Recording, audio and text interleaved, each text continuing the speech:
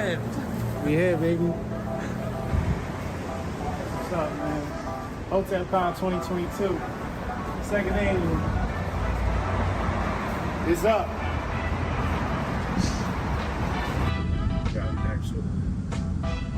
Who's going to court? Hotep. Where's she at? Did you tell her to come to passenger pickup?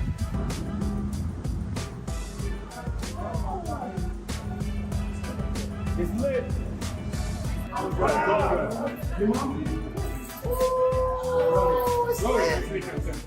Kim, it's Hotep Jesus.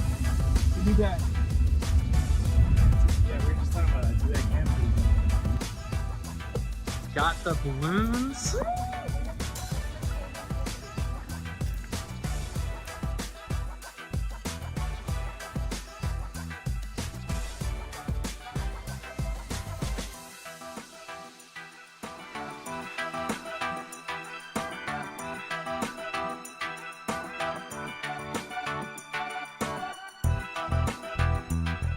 No, we really flew clear.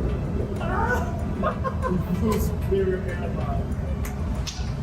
Who flies Spirit Airlines? On purpose. Who does that? You know we can't fly. I've seen it. I was like, Yo, I ain't never flying right there again.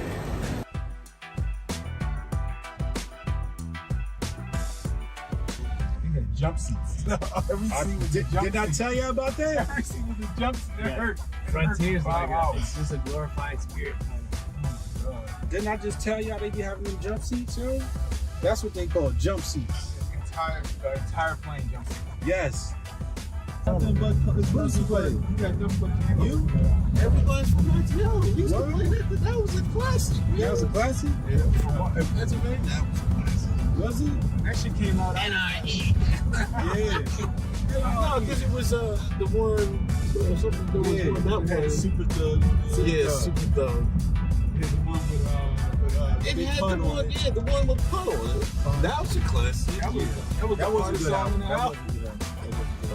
Orange, yeah, orange. Orange was the orange drink. Orange drink. I'm here is orange drink. I can't read that. Oh, no. We doing bad out here, people. The hot, yeah. We doing Hot bad out spicy or here. the hot? No, that's spicy. They gonna go on the internet, they gonna say these niggas is some fake not the hot, hoteps. yeah. They not following Dr. Sebi diet. This nigga just ordered a chicken sandwich. Keanu just opened, just ordered a Big Mac. You know, this nigga just ordered sawdust with salt on it. Hey yo, Brody, turn mine into another one. And then No pickles on my Big Mac. Pause.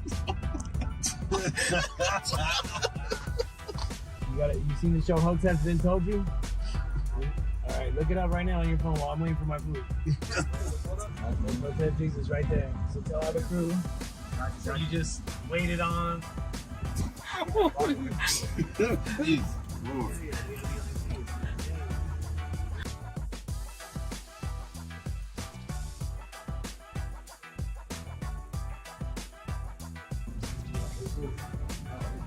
You guys can use these for Hotep Been Told You, or we could do this high tops like we did. Oh, baby, it's so lit. It's so lit. We got our wonderful Lady Hotep here. Trish. This is just such a wonderful guy. Exactly. Sit with the professional.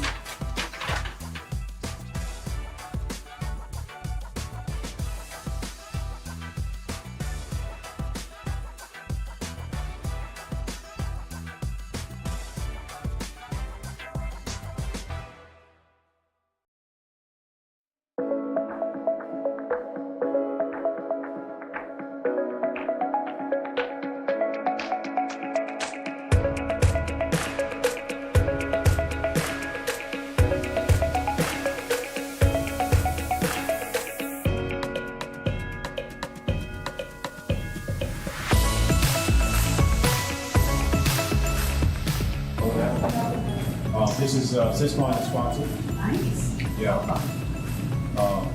He brought the bandage over, so I'm gonna.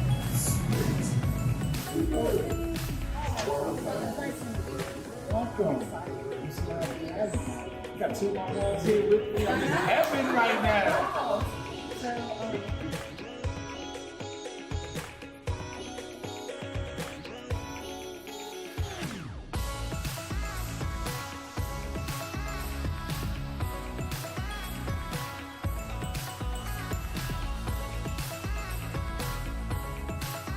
Move that table over to the left a little bit. Okay.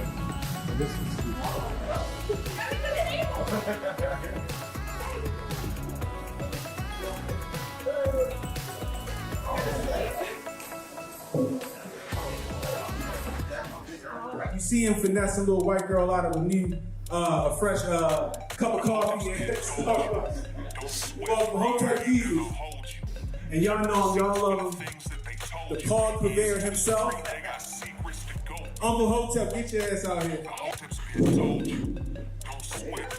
Thank you, Ken. Everybody, clap for the Ken Hotep.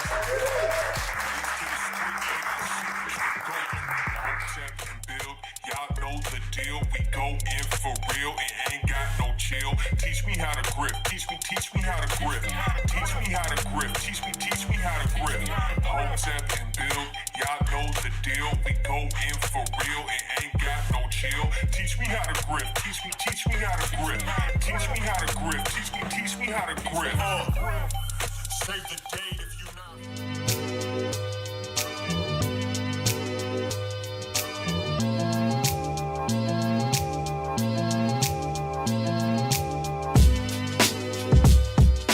What I heard, and what is probably true, it was invented in Tijuana, Mexico, in a restaurant called Caesar. So I always pay homage to the people that invent something in somewhere, and I like to bring some limes in because that's more Mexican than lemons. But so we're gonna mix them both to make some perfect Caesar dressing.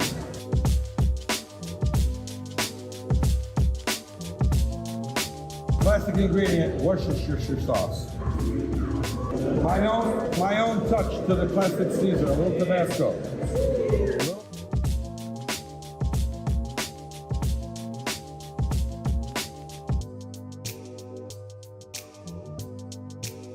I'd like to say that it is an absolute blessing to be in the presence of people and have you guys with me tonight.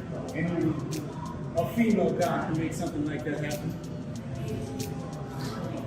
Let's bless the hands that prepared this food, and let's bless the mouths that will enjoy this food. In Mother God's name, amen. Amen, woman. Amen, woman, right?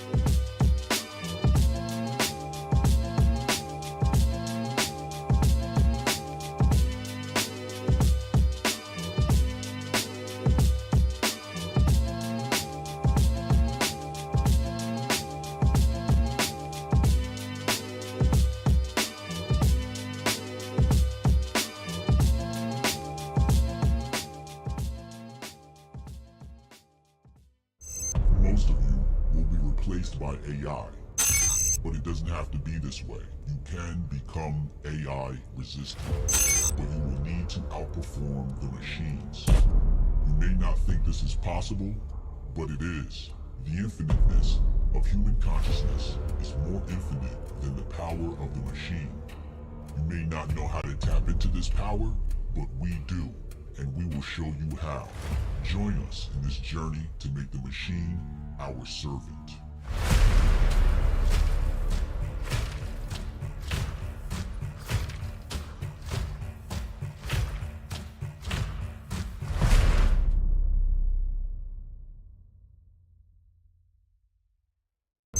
Most of you will be replaced by AI, but it doesn't have to be this way. You can become AI resistant, but you will need to outperform the machines. You may not think this is possible, but it is. The infiniteness of human consciousness is more infinite than the power of the machine. You may not know how to tap into this power, but we do, and we will show you how. Join us in this journey to make the machine our servant.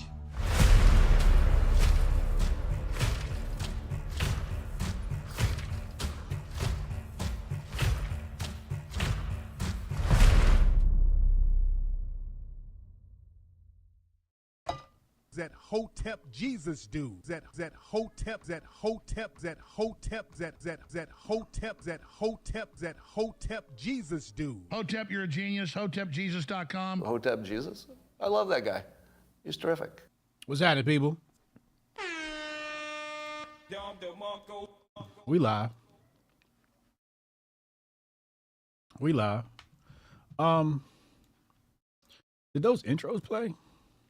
Okay, yeah, it did. All right. I just want to make sure. I hope they did. Hold on, let me. Yeah, it did. All right, cool. Welcome all.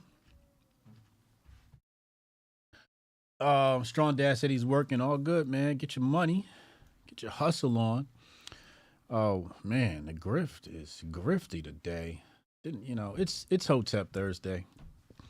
So the grift is always grifty on a Thursday. In case you aren't aware, we have a premiere show on this channel, Hotep's Been Told You, 8 p.m. every Thursday, 8 p.m. Eastern time every Thursday. So make sure y'all back here tonight. It's gonna be lit. It's gonna be up. We giving away a little giveaway right here in combination with in partnership with Syscoin, Hotep Con. Tickets still available. Get your tickets at hotepnation.com/HotepCon. Or just go to hotepnation.com and navigate via the menu to Hotep Con. Get your tickets for the next price hike. 2 lucky Syscoin holders will go on an off-road adventure plus dining experience. So make sure you follow One Digital Crypto, Patrick over at Syscoin. Follow him for rules and details. I'll go ahead and pop that link in the chat. Actually, I'm going to put it in the description box. I'll put it in the description box. That's the best place for it.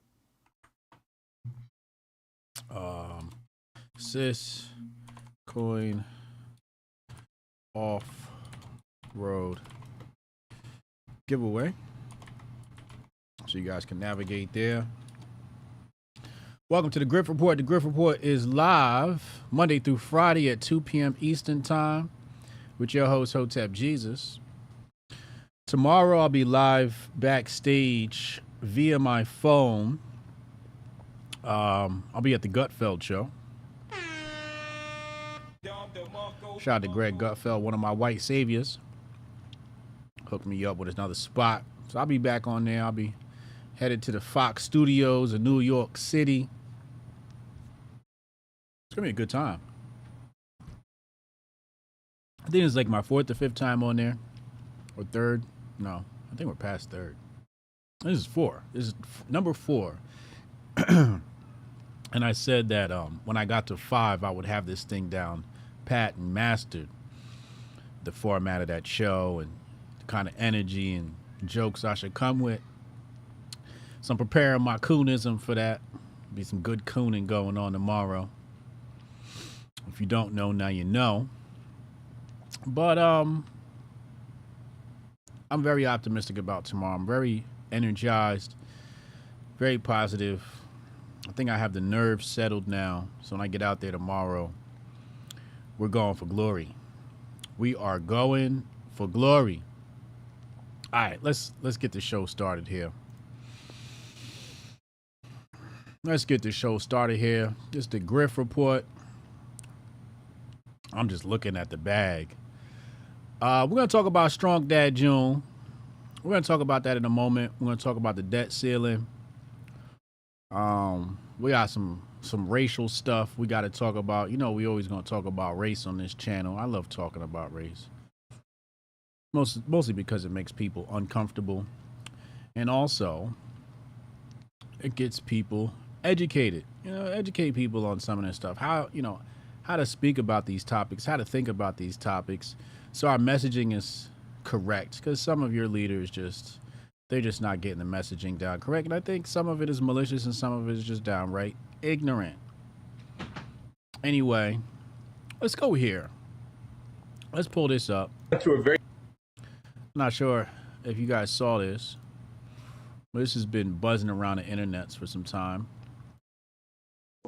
I went through a very difficult personal health challenge a few months. I was in the ICU. I had been poisoned with this 200 times the amount of what's in the vaccinations. And I've said publicly, you'd have to shoot me in the head with lead, i.e. a bullet, because I'm never going to take the vaccine. So I was actually intentionally poisoned. And part of it was, I believe, right before that or right after that CNN interview. But regardless of what happened, the message I want people to know is remember the importance of exercising free will. And then also, as a default, as a backup, slow down and remember that God is in control. And that's all you need to worry about. The rest of it, become as self-sustainable as you can. Grow your own food. Try to do whatever you can, because the next thing that's going to happen, it's not going to be another pandemic with a virus, because they know that they've used that up and nobody's going to believe it. So now the next thing is going to be climate change, and then it's going to be the currency of the world, and then it's going to be some other emergency. They're always trying to create these emergencies. But again, remember, just slow down and remember that God's in control. And soon, I don't know whether it's going to be a week from now, a month from now, a year from now, 5 years from now. I have no idea. But their time is coming to an end. And when people talk about end of times, I believe this is the end of times, but it's not the end of times of like the end world's going to end. I believe it's an end of an era of thousands of years, and the new time now where humans are truly going to be in a different place, where abundance will be accepted and understood by everyone, where things that have been hidden from us, things that we say are. So apparently that's a final testimony from Dr. Rashid Buttar.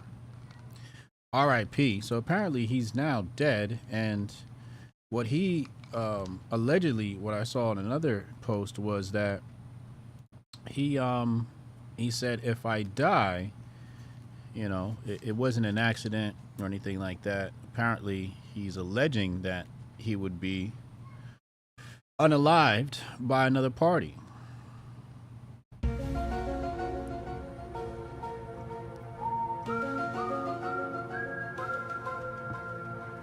I just took my master focus in case you're wondering what just happened right there. Had a little bite to eat. So you got to take that with food. Take master focus daily. Saves my life. Makes my mood better. Makes me actually want to be alive. Anyway, discount code is in the box below. 50% off total. 30% for y'all. 20% for the subscription. So it's basically half off. Like $40 you get elite package of herbs delivered direct to your door quickly, efficiently, to give you that brain boost and power you need. So yeah, I would say go ahead and do your research into this gentleman and tell me what you find. But RIP to that individual. I damn sure wasn't going to take that inoculation. We were warning people about that stuff a while back. And yeah. But he mentioned money and global currency and things, right? So I saw this meme. Socialists, let interest rates be discovered by free markets. No, thank you. Give banking cartel monopoly powers over interest rates and money supply, then blame capitalism for its failures. Really good meme here. I think it's a really good meme. It's a big brain meme. I spoke about this on ATB, Around the Blockchain, when I was in Miami a couple weeks ago. We were just talking about how the banking cartel, the central banking powers get to dictate the price of money. And this is basically to set up our story where we talk about the debt ceiling. Now, previously I had not spoken about the debt ceiling, mostly because, well, frankly, I just can't be bothered. I mean, when I say I can't be bothered, it's because I already know the outcome. I already know the game. Some of you may know I wrote a book on the history of central banking, specifically within the United States, much different from Creature or Jekyll Island or any of those other books you might have. So different pieces of material researched and published in the Patriot Report. You can get that at HotepJesus.com. Hotep, you're a genius. HotepJesus.com. Along with my other two titles, Dominate Twitter and Unbreakable Rules of Masculinity. But I didn't want to talk about the debt thing because, what does it even mean when they say the country is in debt? right? And basically, obviously, it's more spending than income, right? Obviously, that's what they mean. And then they were talking about, oh, what are we going to do about the debt ceiling? And like, what exactly? Like, they act like this stuff is real, right? And then people will sit here and they'll, give dissertations and speak very eloquently and intellectual about this idea of debt ceiling as if it's a real thing, as if it's fucking valid. And they make up the rules as they go along. Oh, here's the debt ceiling. What does the debt ceiling mean? Debt ceiling is basically, hey, this is as far as we're going to allow the debt to go. Right? Some arbitrary number, a bunch of guys pull out of their ass. A bunch of people we cannot relate to pulling numbers out of their ass based upon numbers that they pulled out of their ass. So then they vote, and they vote to raise the debt ceiling, which I expected. Money printer go burr. Now, real quick, let's go here. Let's go to our overlords Google. Let's type in Syscoin. Now let's take a look at. Hold on. Let me fix this on your screen really fast.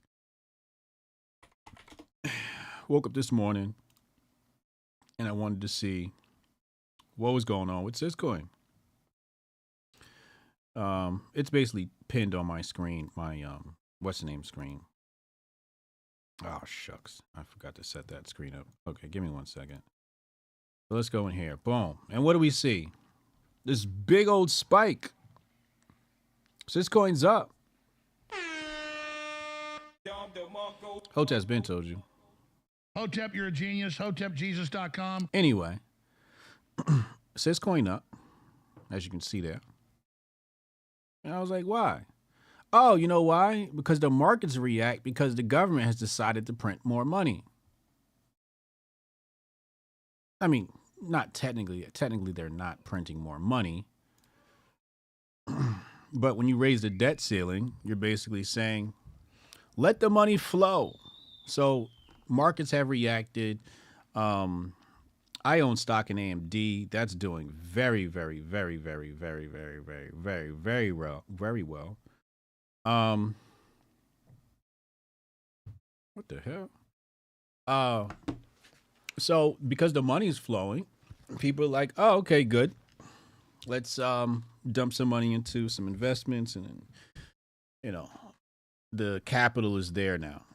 So anyway, Lindsey Graham is upset with the debt ceiling. Let's find out why. 25, we're going to cap spending at a level that we cannot expand the Navy. And in the same period of time, China's going to go from 310 ships over a 10-year period to 440. Wait, hold on a second. Hold on a second. What do you say? China. China, China, China, China, China, China, China, China, China. You mean, the country that my president was doing a marvelous job bridling, limiting, combating? Less money for the Marines, less money for the Army, less ships for the Navy at a time of great conflict. Not a penny in this bill to help Ukraine defeat Putin.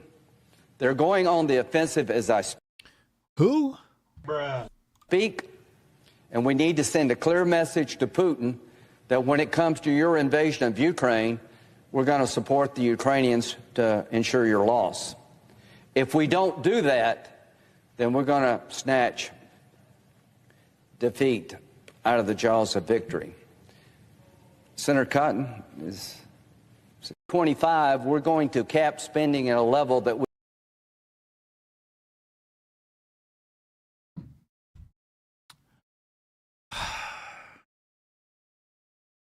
So Lindsey Graham is upset that the debt ceiling has been raised, and in this proposed bill is no money for Ukraine. Bruh, bruh, bruh, bruh, bruh, bruh. What? These people are obsessed with that war over there. They are obsessed with this proxy war. I'm drained. I'm sick of hearing about the damn shit. Just take the region over already. We all know you want. We all know you want to be in charge of that region. Just go ahead and do it, bro. Just take the place over, man. We done bought the country 20 times over. So that's what they want to do. He wants to send money to Ukraine. But what exactly is in this bill, right? I haven't looked at the bill, but I can tell you what's in every bill. Without looking, I can tell you what's in every bill. You want to know what's in every bill? Money for politicians and their friends. That's what's in the bill. I mean, what happens? How does politics work? Money goes into the bill. The bill divvies it up based upon issues. Issues are funneled under committees. Then committees have to disperse the funds to execute on said plans. If you don't listen to Sonny Johnson, maybe you need to. That's where I get my political education from. But once the money comes down to the committee and they decide how to spend the money, well, how are they going to spend the money? Well, more than likely, when they decide to run these programs, they're going to hire people. Well, who are they going to hire? Well, nepotism says you're going to hire the people closest to you. It's just a natural way of life. Now, that's not the bad part. The bad part is they want to keep the money flowing. So when they set up the programs aren't actually going to work. What the programs do is figure out a way to sustain the problem long enough to drain the U.S. taxpayer.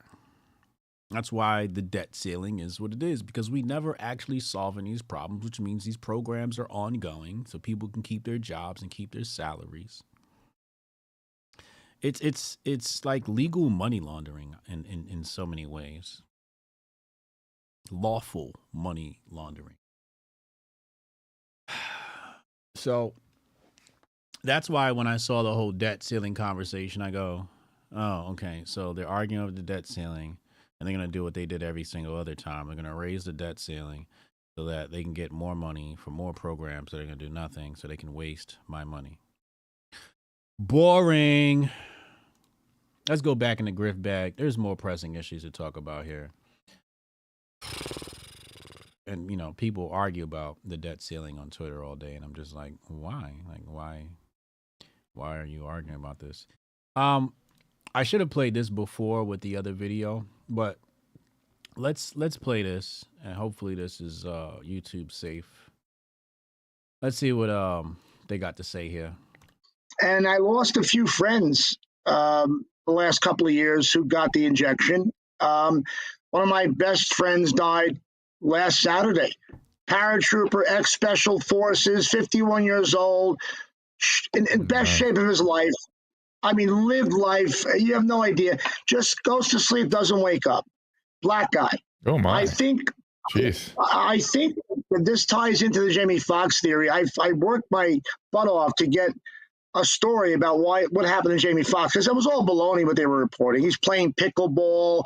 He's responding on Instagram. No, he's not. People do that for you. It's all lies. I had somebody in the room who let me know that Jamie had a blood clot in his brain after he got the shot. He did not want the shot, but the movie he was on, he was pressured to get it. This movie he's doing with Cameron Diaz. And I'm thinking, is that why he blew up on the set a week before this medical emergency happened? Is that why he fired 3 or 4 people, because he just had it with these mandates? I don't know. But what I found out from the man in the room was that the blood clot in the brain caused him at that point to be partially paralyzed and blind. Because if you read into what they were saying early on, he's communicating with us. That doesn't mean talking. That could be anything. It could be, writing, sign. I know those little code words.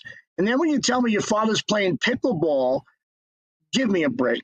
I don't know. There's a great shroud of secrecy around Jamie Foxx. He's probably the most multi-talented person we have in Hollywood. But even TMZ is not reporting this. And I know TMZ's got sources in hospitals who give them information, whether it's legal or not. But they're not. Mike Tyson got close. A week after I broke my story on my show, Mike Tyson said that Jamie had a blood clot in his brain. No one's gone that far to say that yet. I think Mike did, and he probably got a phone call. Hold and on, said, AJ. Let me sort of step back a little bit from what you're saying and just say, look, blood in the brain is a cerebral bleed. It's not a stroke. A stroke is a blood clot in an artery to the brain that cuts off the blood supply to the brain, and the brain dies.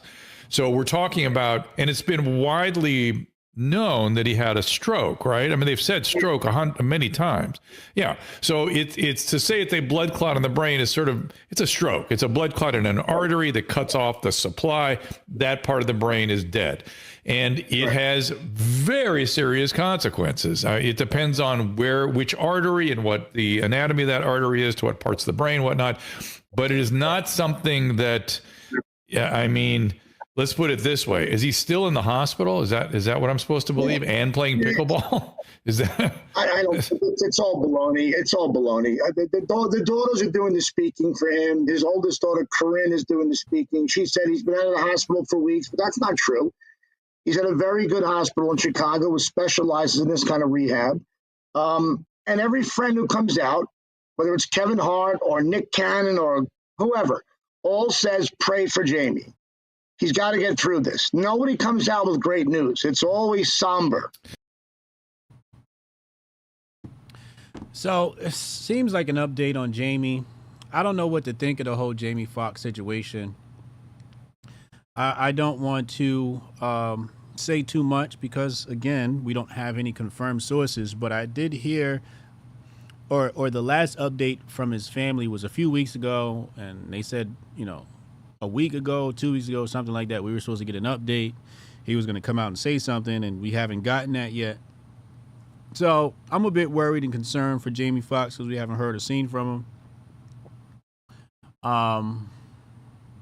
So you can do with that what you will. I just want to give you that update. But in the meantime, pray for Jamie, man. Pray for Jamie. And last time I was on the Joe Rogan Experience, I told him, he's probably the best actor ever. And, if we were to lose Jamie, we'd lose somebody really special. We'd lose somebody really, really special. So prayers up for Jamie.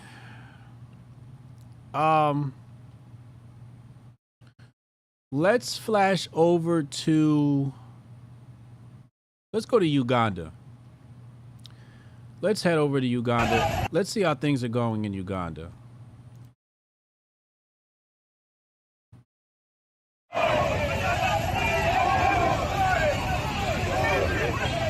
Looks like a large crowd of students.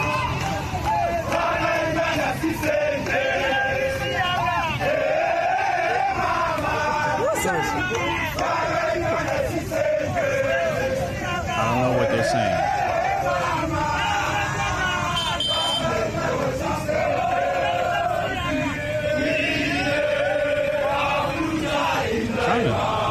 Look at this poster here.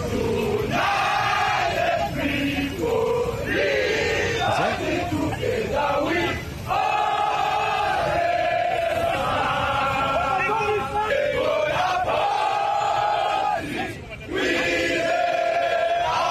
So, you see them gathering here, etc., etc. I don't know what they're saying, but Simon Atiba, allegedly chief White House correspondent for Today's News Africa in Washington, has posted this video, and he says, breaking, Ugandan students from at least 13 universities take to the streets, protest against Joe Biden in front of their parliament and sing, "We don't want your pro-Bud Light money. We want and love our country more than money." So the other day, that, you know, my take on the whole Uganda situation was they're not actually, I mean, technically they're banning buggery. Technically they're discouraging it. But what I said was, I think the real big play here is they're trying to thwart colonialism, modern colonialism, which comes in the form of sprinkling pronouns over your nation. And as you can see here, they say, "We don't want your pro-Bud Light money." Because that's how aid comes. I've said this many years now. I said aid means AIDS. Aid, Western aid, means AIDS. And I don't mean AIDS as in the disease literally. Just means that aid is going to be a disease in your country. When they come and they help, they're actually going to destroy, whether willfully or unwillfully. And I always give this example of when we send food and money, you destabilize the local economy based upon the laws of supply and demand. If there's a large supply, demand will go down. So we have United Nations and World Food Program, and these organizations send food and they send clothing to these nations, and then the local restaurants, farmers, etc., go out of business because, well, why do I need to buy food when there's food for free? They trucking this stuff in by the boatloads. So when they say here, "We don't want your pro-Bud Light money," they understand that aid comes with a catch. They're basically saying, look, we'll give your country money, but along with that, we're going to have to paperclip to that some pronouns. And the African nations are saying, look, China's giving us a better deal. Russia's giving us a better deal. They're going to give us money. They're going to train our military as well, build our infrastructure, and we don't have to accept your pronouns. The difference is when China does it, China ends up owning the country. And when U.S. does it, well, they destabilize the country. I don't know what's worse. Culturally, I think it's probably worse to destabilize the country culturally than it is to actually just own the resources of the country. I mean, owning the resources of the country is definitely not a good look. But at least you can recover from that. I don't think you can recover from cultural subversion. Yeah, at least somebody owning your resources, at some point you can say, hey, look, I'm going to kick your ass, or I'm going to try. But once you're cultural subverted, especially with pronouns, well, you're basically talking about eliminating your warrior class. So there won't be anybody to say no, stand up and fight against colonialism. So like I said before, the issue in Uganda is not exactly buggery itself. It's about cultural subversion. So that's our update from Uganda. Shout out to Haram Life. Just sent me $10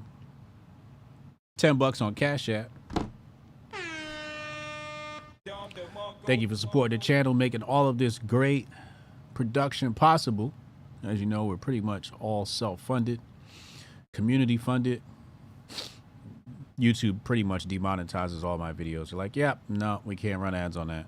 I understand. I understand. A little too spicy for your crowd. A little too spicy for your advertisers. Anyway, let's go back in the grift bag. Let's see what else we got in here. A lot of grifters in this bag. We might as well just stay on the topic of race. Let's go to the NAACP. So I saw this TikTok here. It says here, meanwhile, the chairman of NAACP lives in Tampa. The NAACP issues travel advisory for Florida, saying it's not safe for blacks. Meanwhile, the chairman of NAACP lives in Tampa. So is he going to leave? That's a good question. I don't know. So when I saw that, I said, well, is this real? You got to verify everything. That's one thing I always tell people: verify everything. So I looked it up to see if they really do have a travel advisory, and sure enough, NAACP has a travel advisory for Florida, basically telling black people do not travel to Florida. So yeah, I was able to confirm that, and I have a couple of highlights here. I'm always going to have my purple highlighter, and let's see what it says here. May 20th, 2023. And really, what it says here is the travel advisory comes in direct response to Governor Ron DeSantis' aggressive attempts to erase black history and to restrict DEI, diversity, equity, inclusion programs in Florida schools. Now, I highlighted here erase black history when frankly, I don't think that's what it's about, but we're going to get into what it's about in just a moment here. And it says the formal travel notice states Florida is openly hostile toward African Americans, people of color, and the Bud Light people.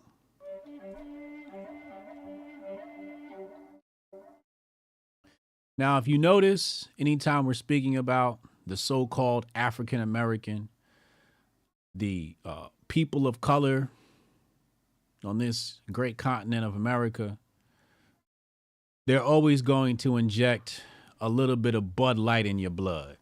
You're going to get a sprinkle of pronouns added to this conversation. You just can't talk about black people without talking about pronouns. I guess we're all one community now. You can't separate us. This is the new black movement. This is the new black power. It comes with pronouns.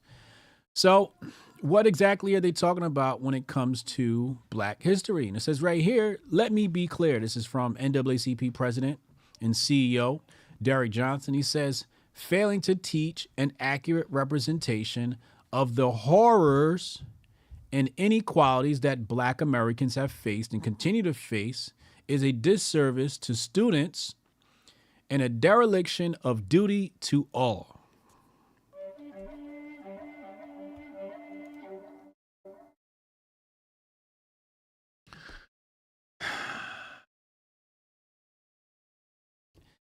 Notice the term horror.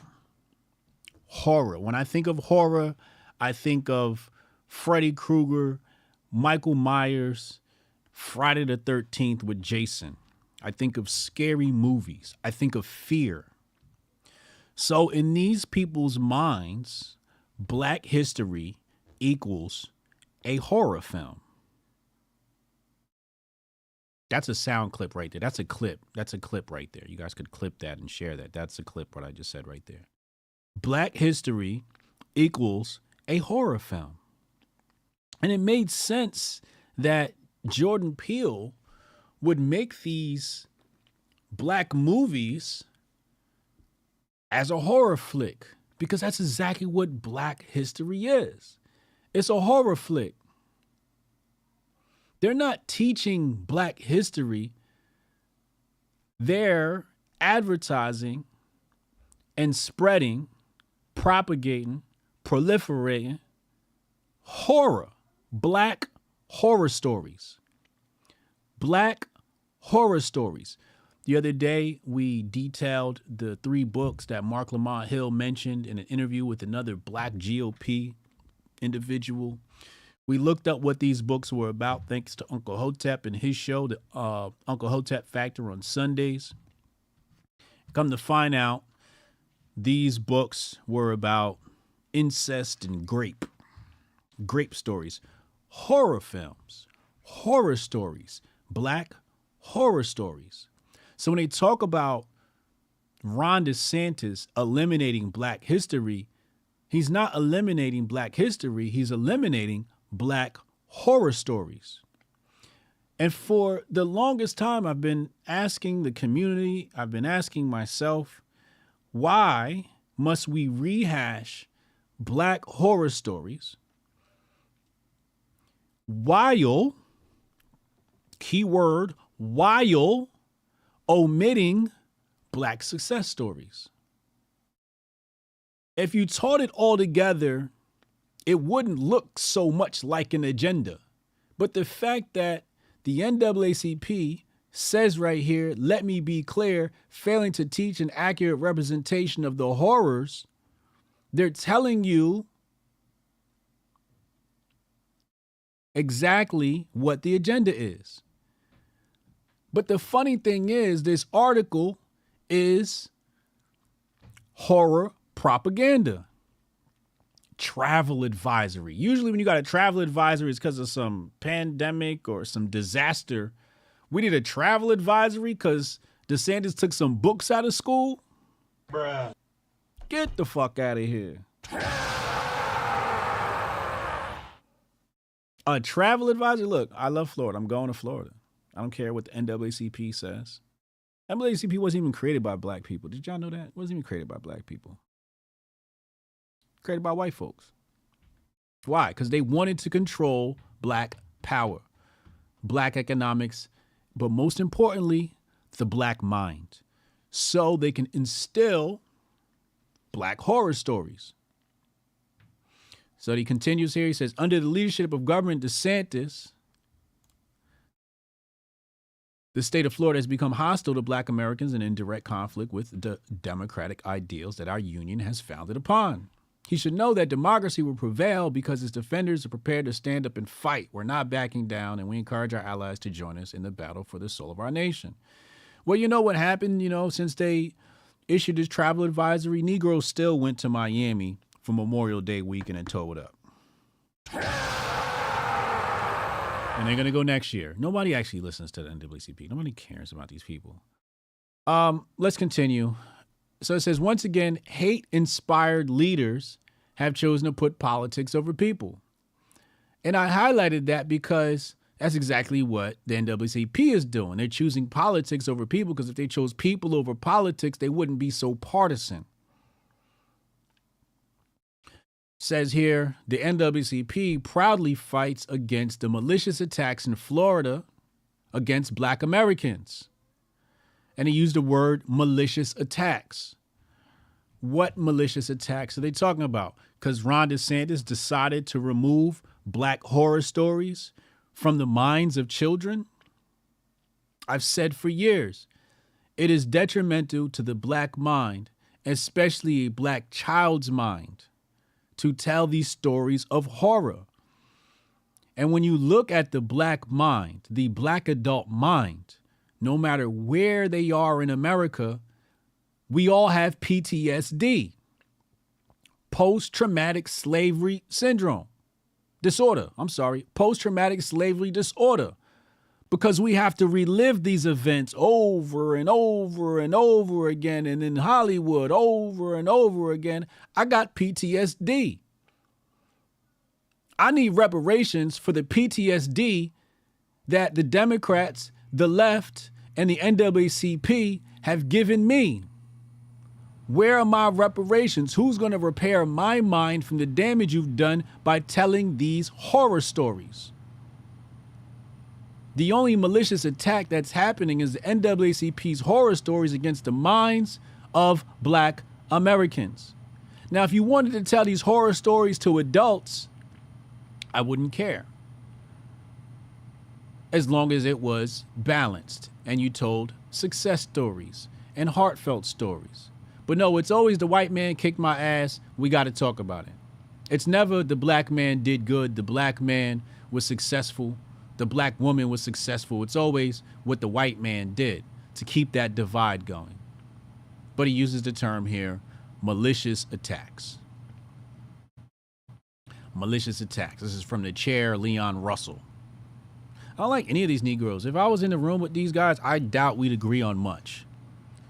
And I don't think they'd like me at all. I've been around these type of black Americans. We have discussions. They know very little about economics, like true laissez-faire economics. They know very little about true American history. They know very little about true African history, true black history. They were taught by the white liberal. Let me get off this subject before I Let's go back in the Twitter bag, in the Grift bag, because I just don't want to get worked up this early, because we haven't even begun to scratch the surface on this race content we have today. Where is it? We got a lot too. And we're going to open up phone lines, 202-596-5631, 202-596-5631. Elon Musk should have never gave these fools more than 280 characters. Hotep, you're a genius. HotepJesus.com. Elon should have never gave these fools more than 280 characters. Now we got a think piece here. These are y'all good black conservatives. Oh my God, these people make me sick. The black liberals make me sick. The black conservatives make me sick. Just the think pieces and the mental leapfrogging that they do. So, you know, we keep it 100 over here. I didn't excoriated the black liberals, black conservatives. You're next up.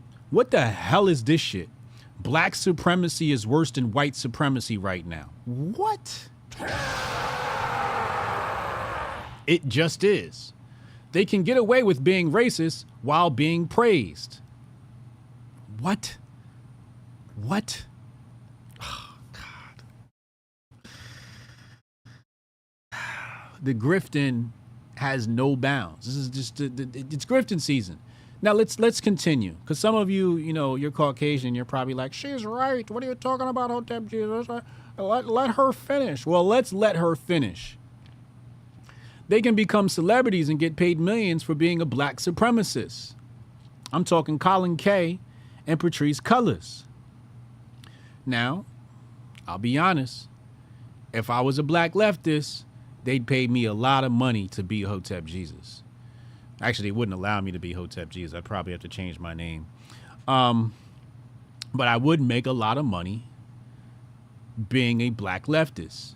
Now, the issue here is it's not black supremacy. And we've gone over this. I spoke about this on Megyn Kelly. It's Bud Light supremacy. There is no black supremacy. Let's let her finish, and I'm going to show you. It says here they can have commercials that glorify their race. Label their businesses black-owned and get special privileges for it. Say black is king on the Disney Channel. Have black-only spaces at public institutions. Black-only award ceremonies. They can be the highest paid athletes in sports and still claim to be oppressed. Now, before I finish, I want to address each one of these she went through. They can have commercials that glorify their race. Now, someone who is in marketing, I can tell you, when it comes to advertising, in the commercial, you want to put your target demographic, your target. Like, I wouldn't sell erectile dysfunction pills to a 20-year-old kid. Well, maybe now because they're so cooked and bad diets. But usually that's for older gentlemen, so I'll put an older gentleman in the commercial. So that's why the commercials have black people in them. Now, it says label their businesses black-owned and get special privileges. Do you know why they label these for example, Netflix has a black movie section. Do you know why Netflix has a black movie section? I'm going to tell you why. Because nobody watches TV more than the NASA. Netflix and chill came from the black community. Netflix got rich off of black creativity, if you even want to call it that. So they're catering to the people who are giving them money. They say black is king on the Disney Channel. Again, who is going out and spending their money? If we pull up the Nielsen, and we've looked at the Nielsen statistics in the past, many, many years ago, black people, specifically black women, over-index in the consumption of media. So if I'm the person producing media, why would I cater to white people if white people aren't watching the shows? I'm going to cater to black people. That does not equal black supremacy. What it equals is black stupidity. That's what we're looking at here. It says, have black-only spaces at public institutions. Now, I've spoken about that. That's not black supremacy. That's called segregation. And that's something this country had already had. And I'm just confused at how we went from segregation to integration back to segregation. And if you want to argue about this, I'll open up the phone lines, 202-596-5631 in a little bit, and we could argue about this. I know y'all don't want no sauce, but if you want, I'll go light. I won't even, you know, I like my viewers. I don't want to destroy you, but we can argue about this. So having black only spaces at public institutions, I agree. It's dumb. Matter of fact, did you know that Spelman University, black university for women, is named after a white woman? This is not black supremacy. It's pseudo black power. It's pseudo black power. And this is how you have to extrapolate these things. It says black only award ceremonies. The only reason why black only award ceremonies exist is because this country has been racist for so long. That's why those things existed. Because we were getting snubbed at the Grammys. We were getting snubbed at the Oscars. So we said, look, we're going to build our own, mostly out of necessity. Necessity. We didn't come up with the segregation laws. We didn't come up with the black codes. We didn't come up with Jim Crow. That was a machination of your white-controlled governments. The white-controlled aristocracy. Obviously designed to divide and conquer. Mostly because white people and black people were getting along and people didn't like that. So they said we have to divide these people because they're uniting and we need to divide them so they can't overthrow the powers that be. They said they can be the highest paid athletes in sports and still claim to be oppressed. If you're claiming to be oppressed and you're a high paid athlete, how is that black supremacy? That's not black supremacy. He said they can inflict violence on other races at an alarming rate and not even make the news. Let's discuss that. What did the news look like when Hillary Clinton and them, when Bill Clinton and them, when Joe Biden and them was running the show? You did see that. You did see numerous stories of black people attacking white people. But why don't you see it anymore?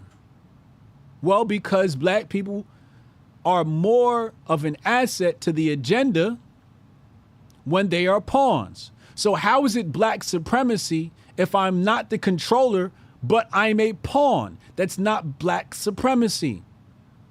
That's black pawnism. I'll come up with a different term in a little bit. But they are being used as pawns. They're being used as political pawns. They're showing black violence against white people, mostly from, on the internet, mostly from white, right-wing pundits, organizations, media outlets, etc., etc. That's mostly a right-wing propaganda thing. But when they show on the news, what do they show? They show white cop or white guy hurts black guy. And we just went over this with the NAACP, where this is what? Horror. That's not black supremacy when you take a group of people and you see black supremacy tells people they are great, they are powerful, they can overcome. But that's not what's happening here. What they're doing is they're telling black people, hey, we have to issue a travel advisory to Florida because we are afraid of white people. That's not black supremacy. Black supremacy wouldn't tell horror stories to their children in their schools about how the white man kicked my ass. We'd be learning much more fruitful and beneficial and supremacy style stories. Says they can coerce other races, especially white folk, to claim their privilege, give them money for being black, and even bow down to them with their hands in chains.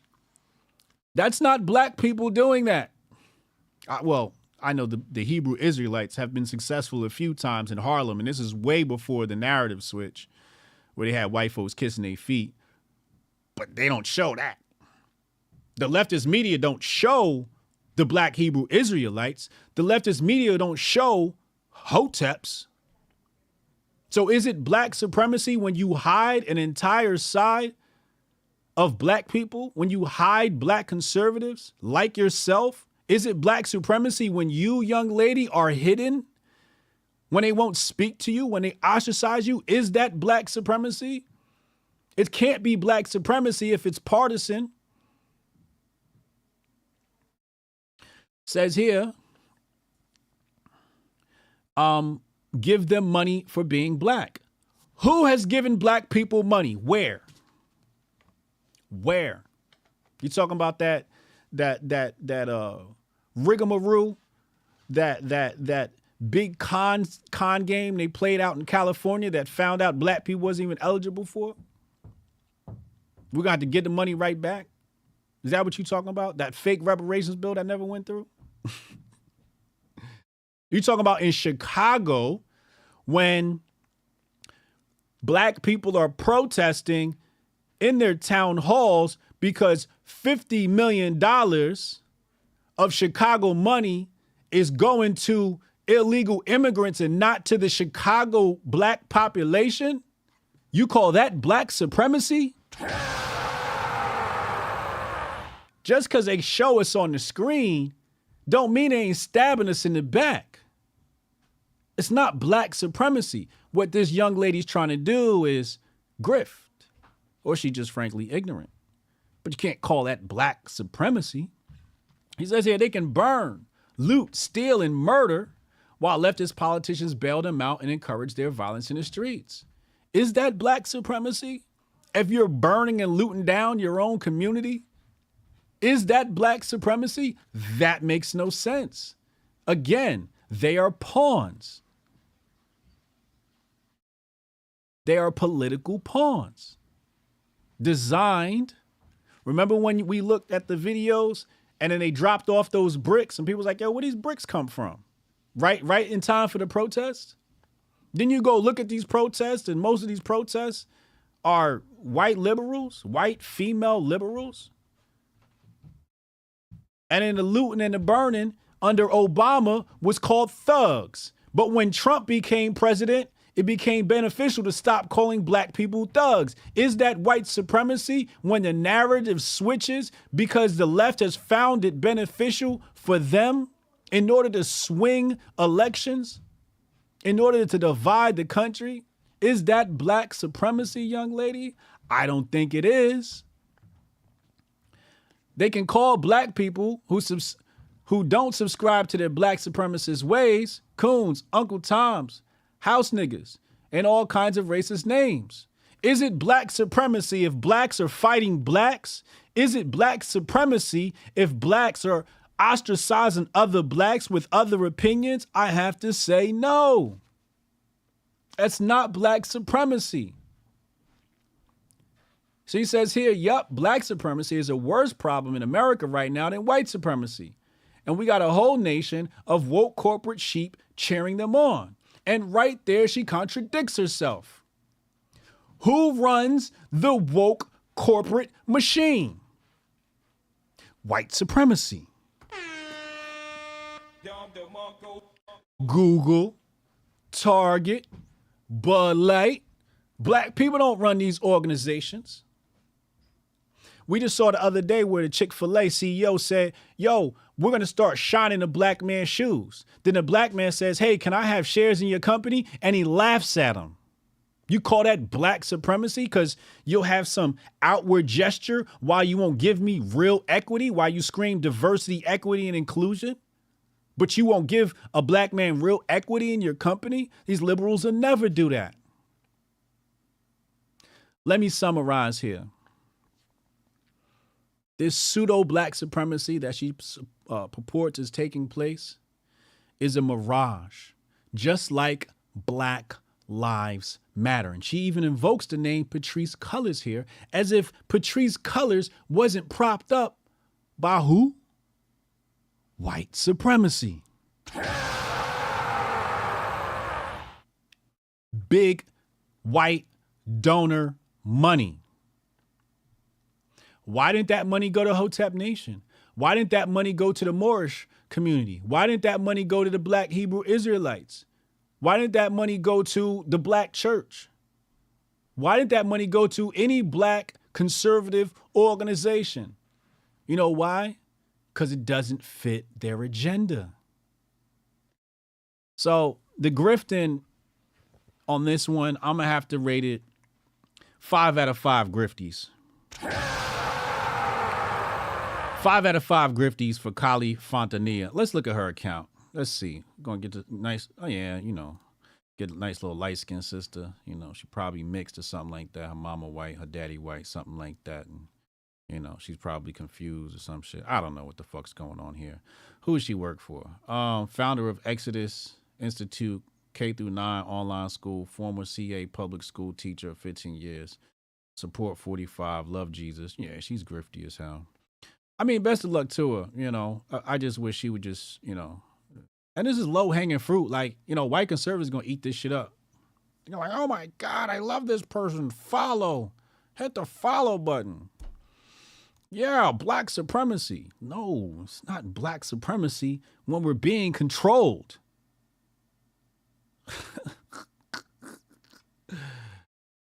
Let's go back in the grift bag. I'm calling all these grifters out. Left, right, center, middle, up, down, around. I don't give a goddamn. All you grifters are just tearing my country apart. We still got to talk about Strong Dad June. Let's go. Let's set it up with this video. We got a video.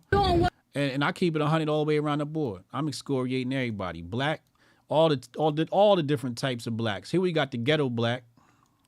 Don't know how to act on the goddamn plane. We're doing what? Y'all can't even tell me what I did. You can't tell me what I did. It doesn't matter that I'm not going. You're yelling at him. You're keeping up everybody. Please leave so we can go on. I'm lifting on my jacket so you can put the cuffs on me. Because what did I do? You do it. You do it. Apparently she's drunk. Miss what? I'm going to miss my flight for what? Who did I offend? Raise your hand if I offend everybody. Right here. What did I do to you? What did I say? You better not say shit to me. Let me now. You should be offended your goddamn self. You should be ashamed of yourself. Before that, then what? Shut your mouth and sit down. You're going to get locked up.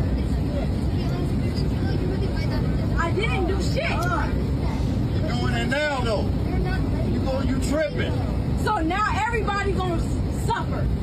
No, that's bullshit. No, that's bullshit. Because somebody, one person complained, so now what's up? No, listen, you out your motherfucking mind. I don't feel like no carrot ass shit up in this motherfucker. Let me rewind that last part. This older man, he got me crying. Let's watch it again.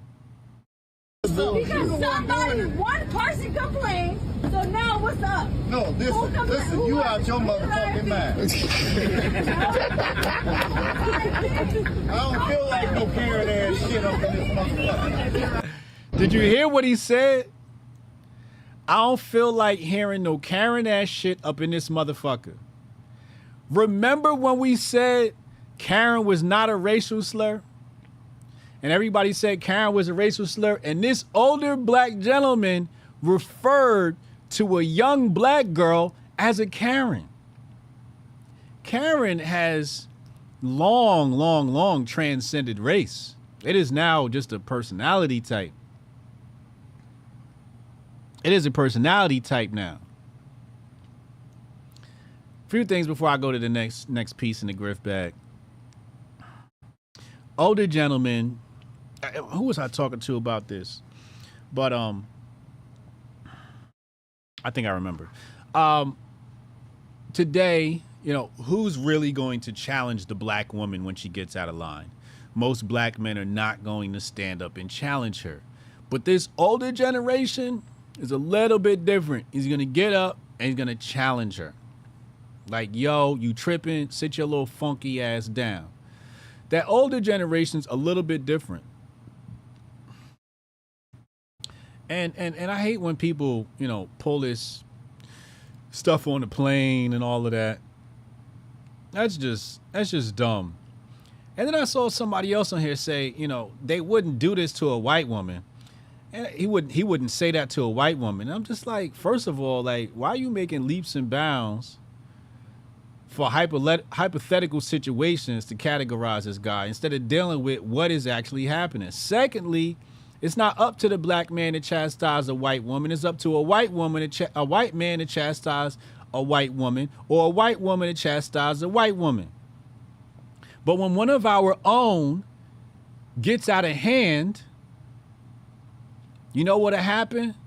You know what would have happened if the white man would have stood up? You wouldn't have said, oh, this black man wouldn't have said it to a white woman. Instead, what you would have said if a white man stood up and said it to a black woman, you'd have been crying, oh, he's racist. Oh, how dare he talk to black women like that? This is what you would have been crying about. And if it got violent, y'all don't want to take it to court, scream Black Lives Matter, and all this other bullshit. No. When one of ours steps out of line, we got to correct them. Don't wait for white people to correct them, because then your ass going to get choked out.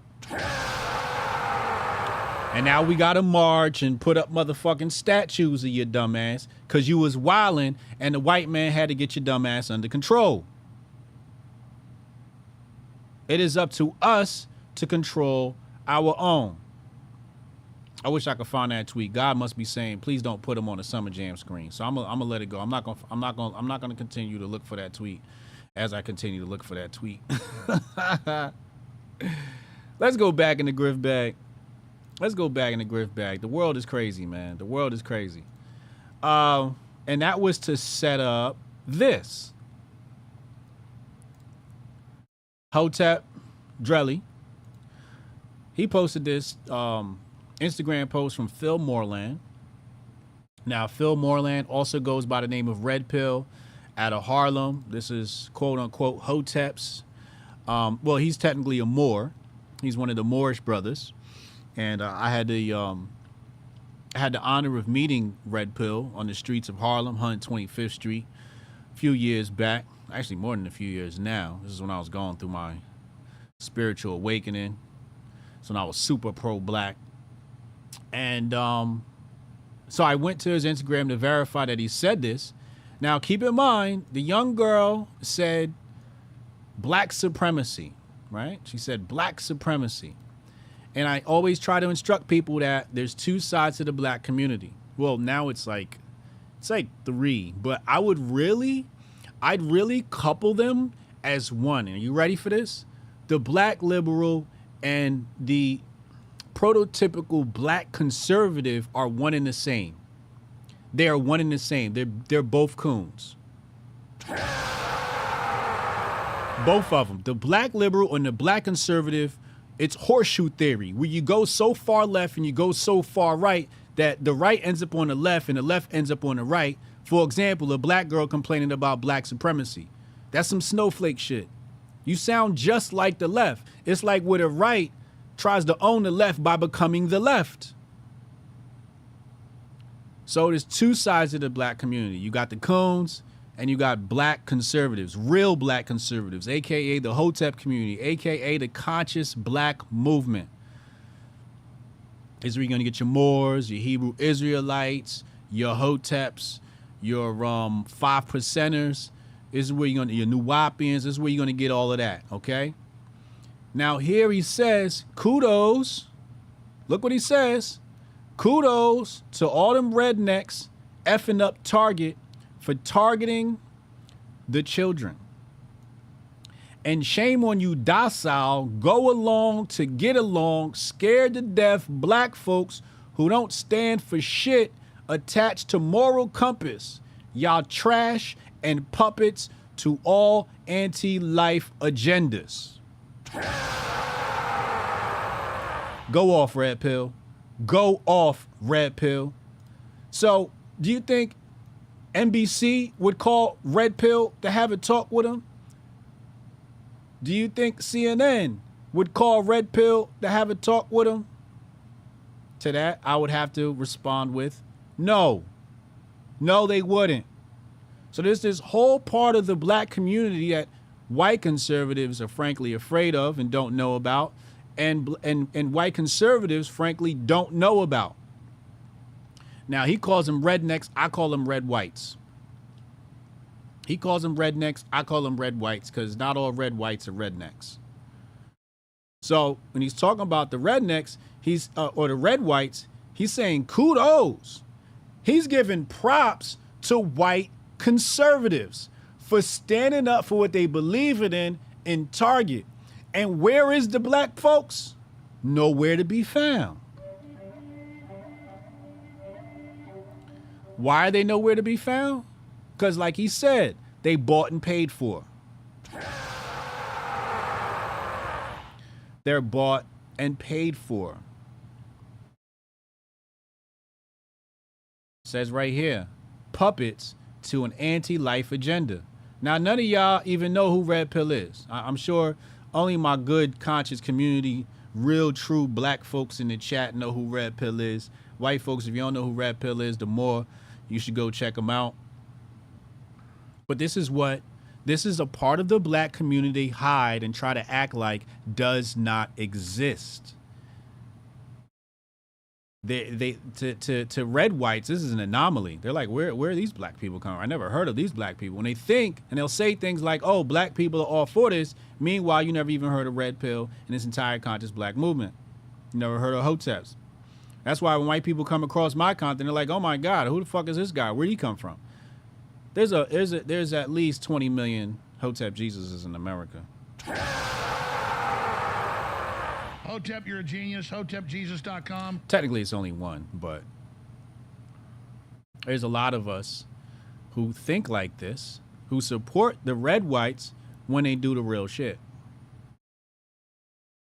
So shout out to Red Pill for speaking up and calling out these bootlicking Negroes, these lack of moral compass Negroes, these docile Negroes, go along and get along as scared to death black folks, as he said, because that's really what it is. Many black folks ain't speaking up. They ain't saying nothing because they just want to go along and get along, because they know they'll be excoriated, they'll be canceled, lose their job. And I get that. I don't want you to lose your job, but some of y'all some of y'all ain't even got a job and you won't say nothing.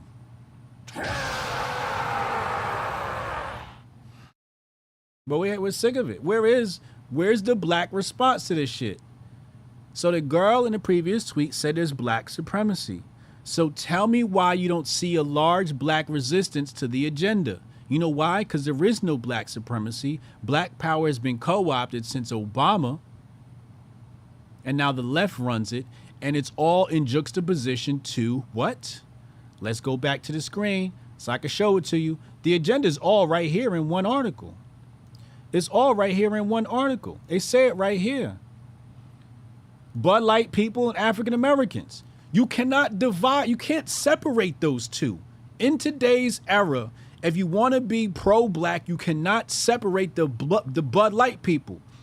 They will tell you, if you don't support the lies of tea people and the Bud Light people, you can't be pro-black. This is the gnosis that's going on in black liberal circles, pro-black circles, mainstream pro-black circles, Black Lives Matter circles. You gotta be next to the rainbow. You call that black supremacy when I gotta share a space with Dylan Mulvaney? You call that black supremacy? So they tell you exactly what it is. Right here. Horror stories and rainbows. Sounds like a new goddamn cereal. Let's go back in the Grift bag. I feel my blood pressure rising again. Lord, you see? Whew.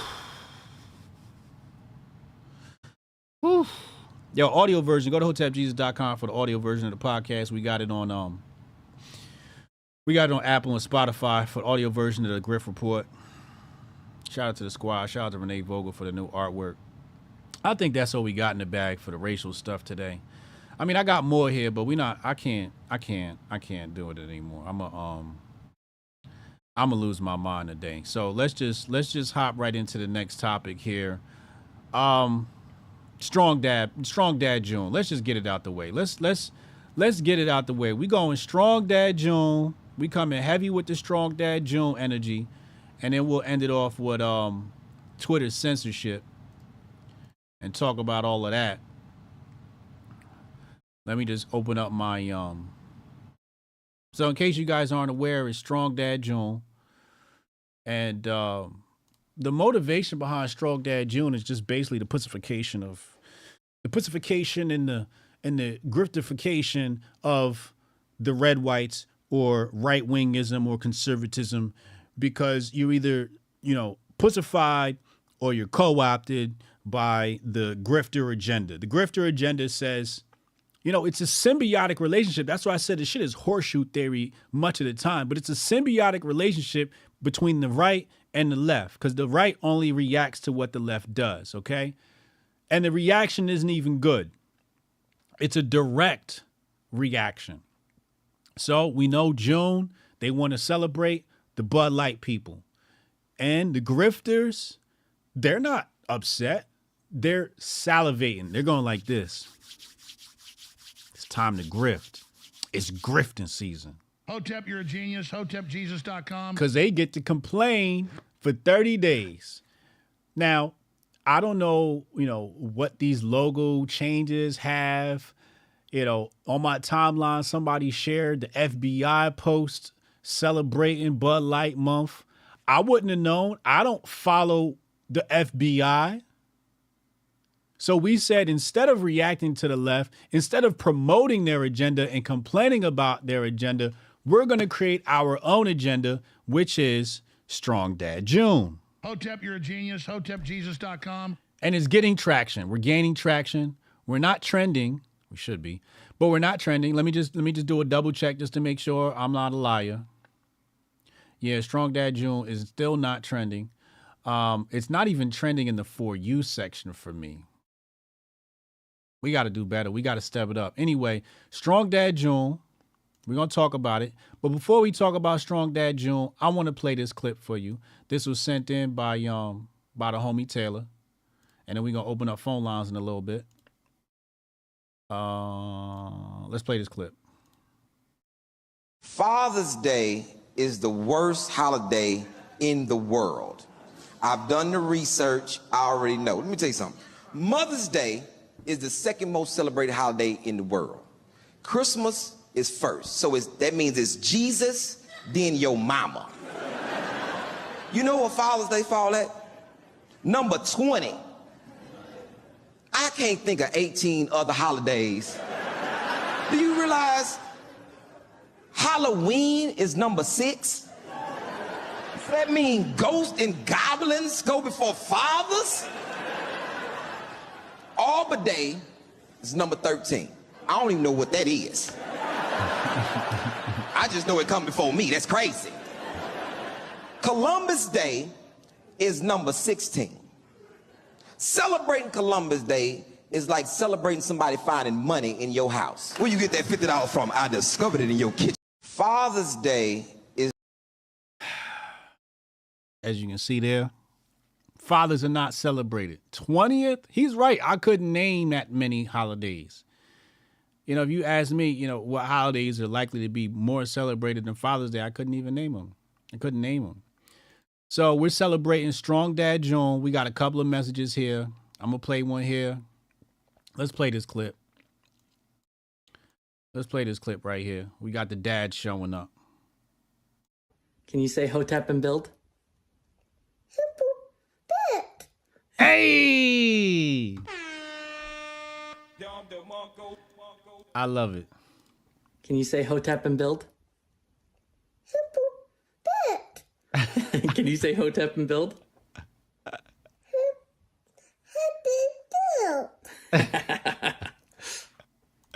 Strong Dad June is officially here, y'all. We not can't complain about the Bud Lights. We co-opting the Bud Lights. They like to co-op everything. Well, we co-op the co-op. We co-op the co-op. What up, Bob? This is how strategization works. Ask your favorite grifter why they ain't thinking like this. Check your favorite grifter, check your favorite influencer. They probably on the timeline right now with a rainbow flag somewhere on their timeline. That's egregious. That's deplorable. Should not happen. If you got a rainbow flag on your timeline, you gay. If you a man and you got a rainbow flag anywhere on your timeline, you suck dick. If you got a rainbow flag anywhere on your timeline or any one of those people's faces on your timeline, I'm hooking you up with a date with Dylan Mulvaney. Matter of fact, Blair White. Matter of fact, Lady Liberty. You need counseling with Bryson Gray. You need Jesus. You need the Bible.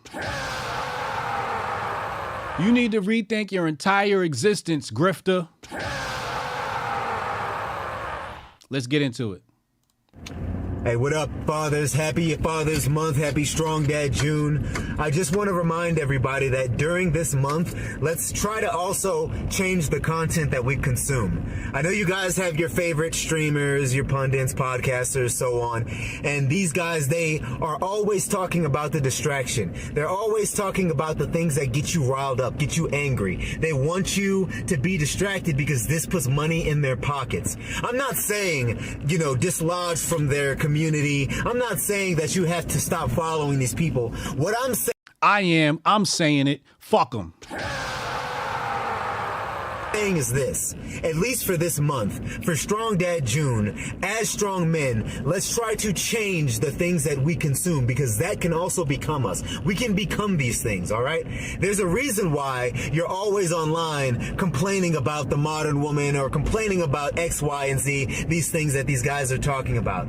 We don't need to do that.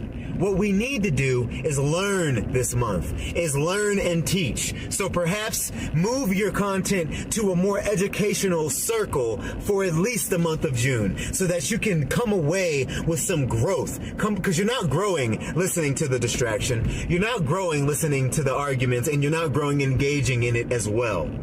All we want to do for Strong Dad June is improve upon our station in society. We want to show people why we should be valued, right?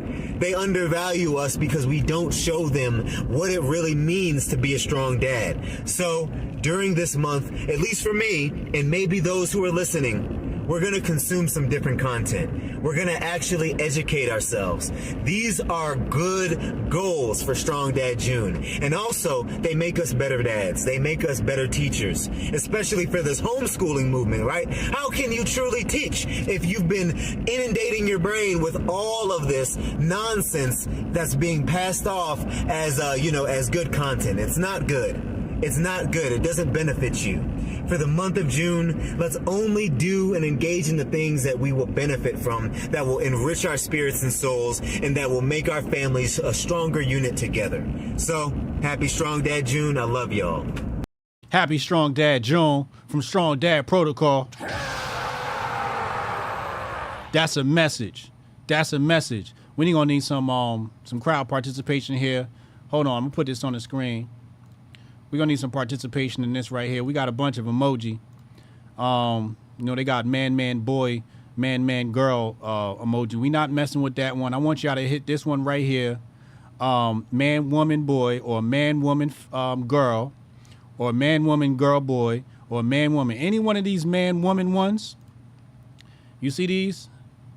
Anywhere from here to here, I want y'all to spread the message.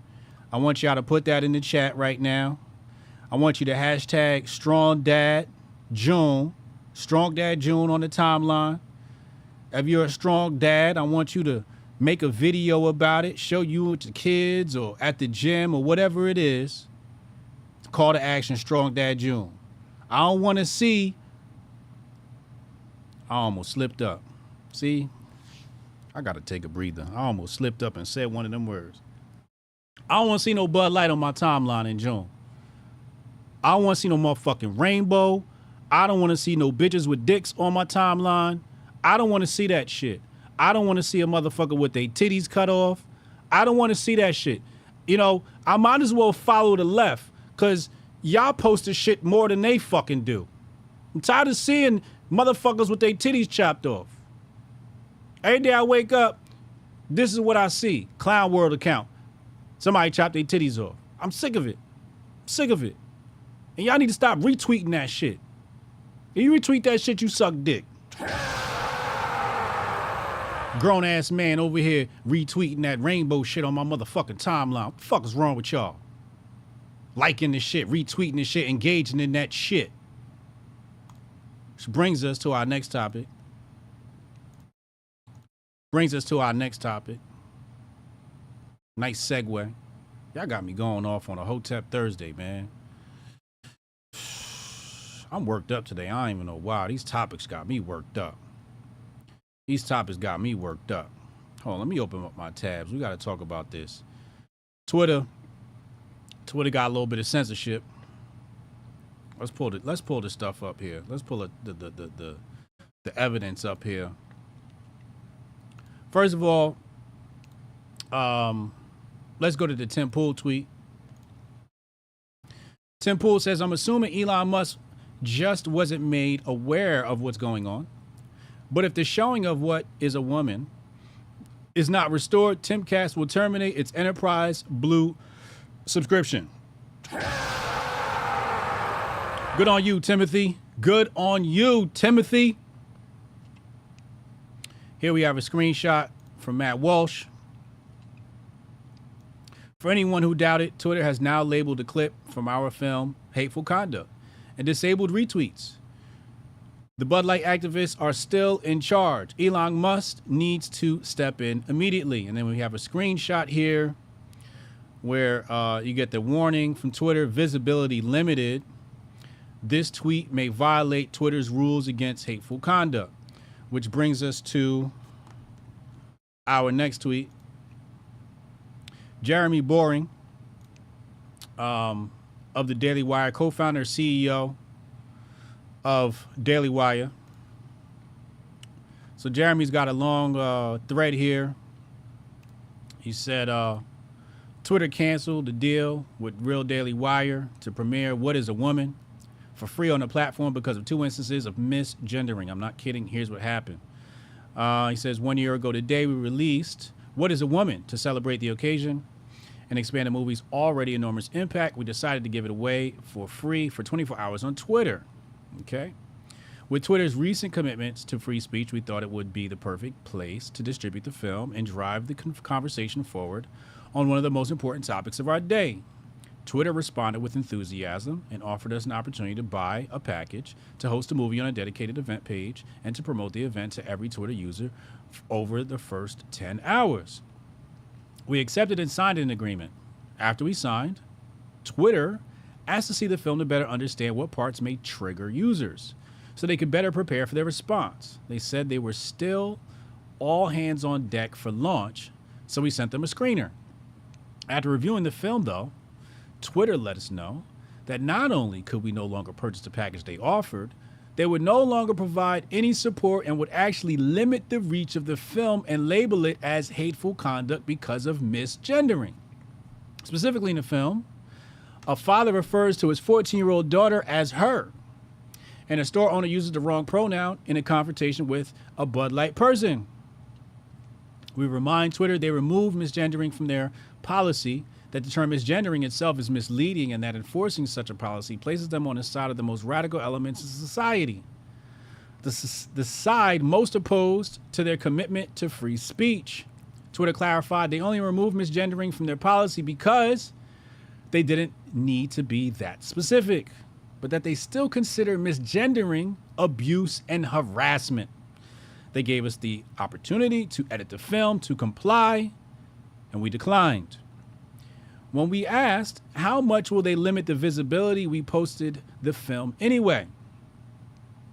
Twitter replied that our own followers would not be able to see it in their feeds. This, they said, is part of their speech, not reach policy. Speech, not reach policy. So you can speak all you want to nobody. Hey, y'all said Twitter was a free speech platform. Yo, you know I was gaining more followers in Twitter under the previous regime than the current regime? I don't know what Elon did, but I gotta be shadow banned or some shit. I gotta be shadow banned.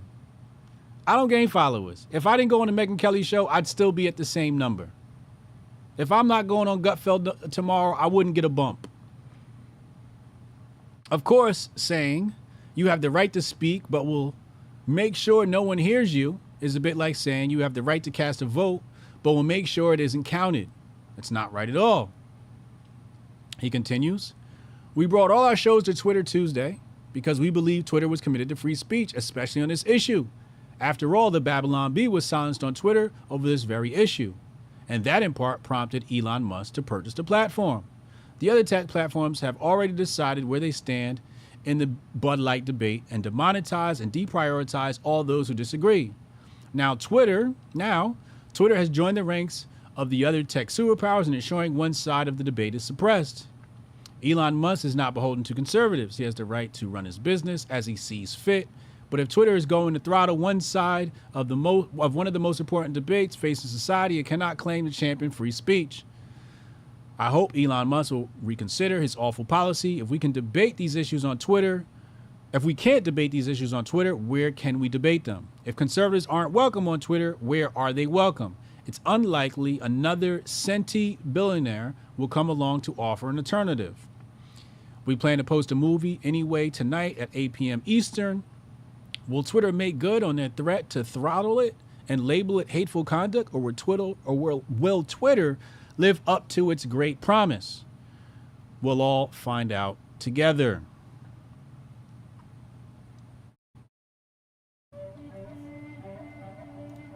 Let's see if we got an update from Elon here. Let's go to Elon's account. Let's see if he said anything yet. Give him benefit of the doubt. So is a tweet an hour ago, Lil X just asked if they're police cats since they're police dogs. Congratulations to Giga Shanghai. 38 astronauts. So he has not commented that I've seen. Let's see. Let's check his replies. Maybe he's replied to somebody. No.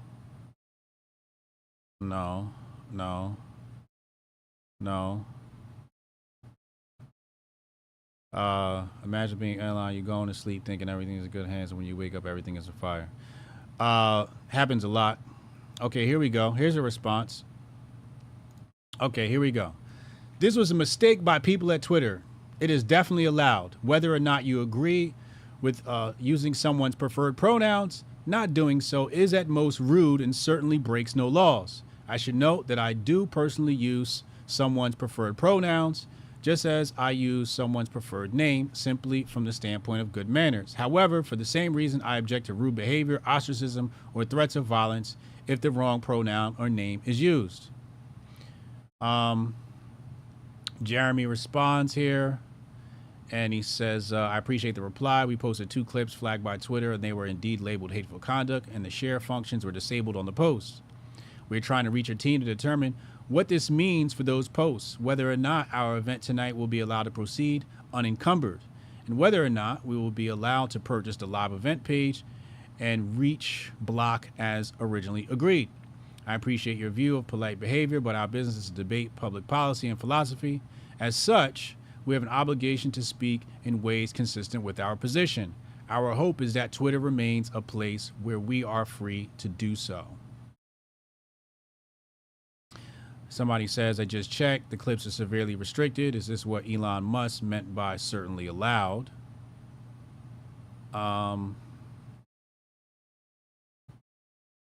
Wait.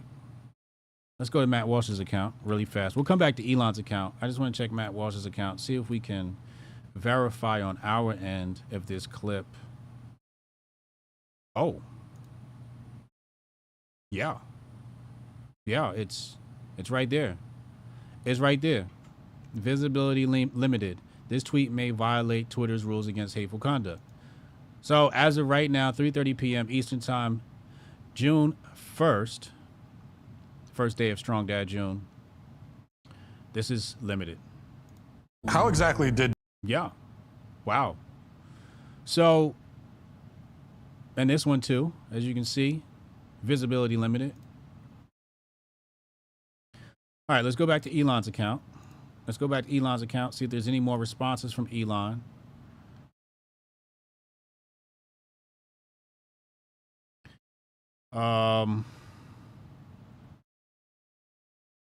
No, it doesn't appear to be. That seems like that's just it. So here's what you're going to do. You're going to tune in tonight for Hotep's Been Told You at 8 p.m. And we're going to give you a live update as to what's going on and if this is limited or not. So tune in, hit the subscribe button, hit the bell. We'll be back at 8 p.m. tonight for Hotep's Been Told You with Uncle Hotep. And we're going to keep you updated live on this story so we can see if this ban has been lifted and if the propagation of that video has been limited. It's time to open up the phone lines. 202-596-5631. 202-596-5631. I'll see you on the other side of this very short commercial break. Most of you will be replaced by AI, but it doesn't have to be this way. You can become AI resistant, but you will need to outperform the machines. You may not think this is possible, but it is. The infiniteness of human consciousness is more infinite than the power of the machine. You may not know how to tap into this power, but we do, and we will show you how. Join us in this journey to make the machine our servant.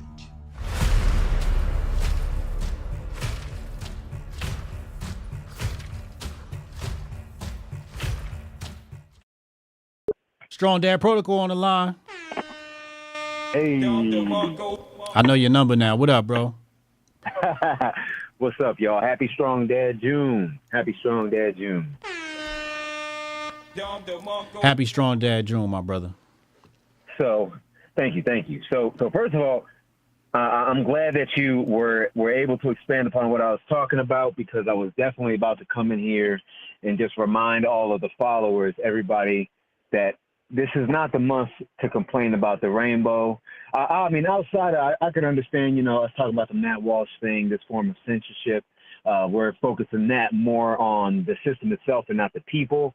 But I just want people to remember, you see it on the timeline, you don't even need to respond. You see them in your comment section, you don't need to respond. And this goes for everything. This don't just go for the rainbow. This goes for everything that is considered a distraction.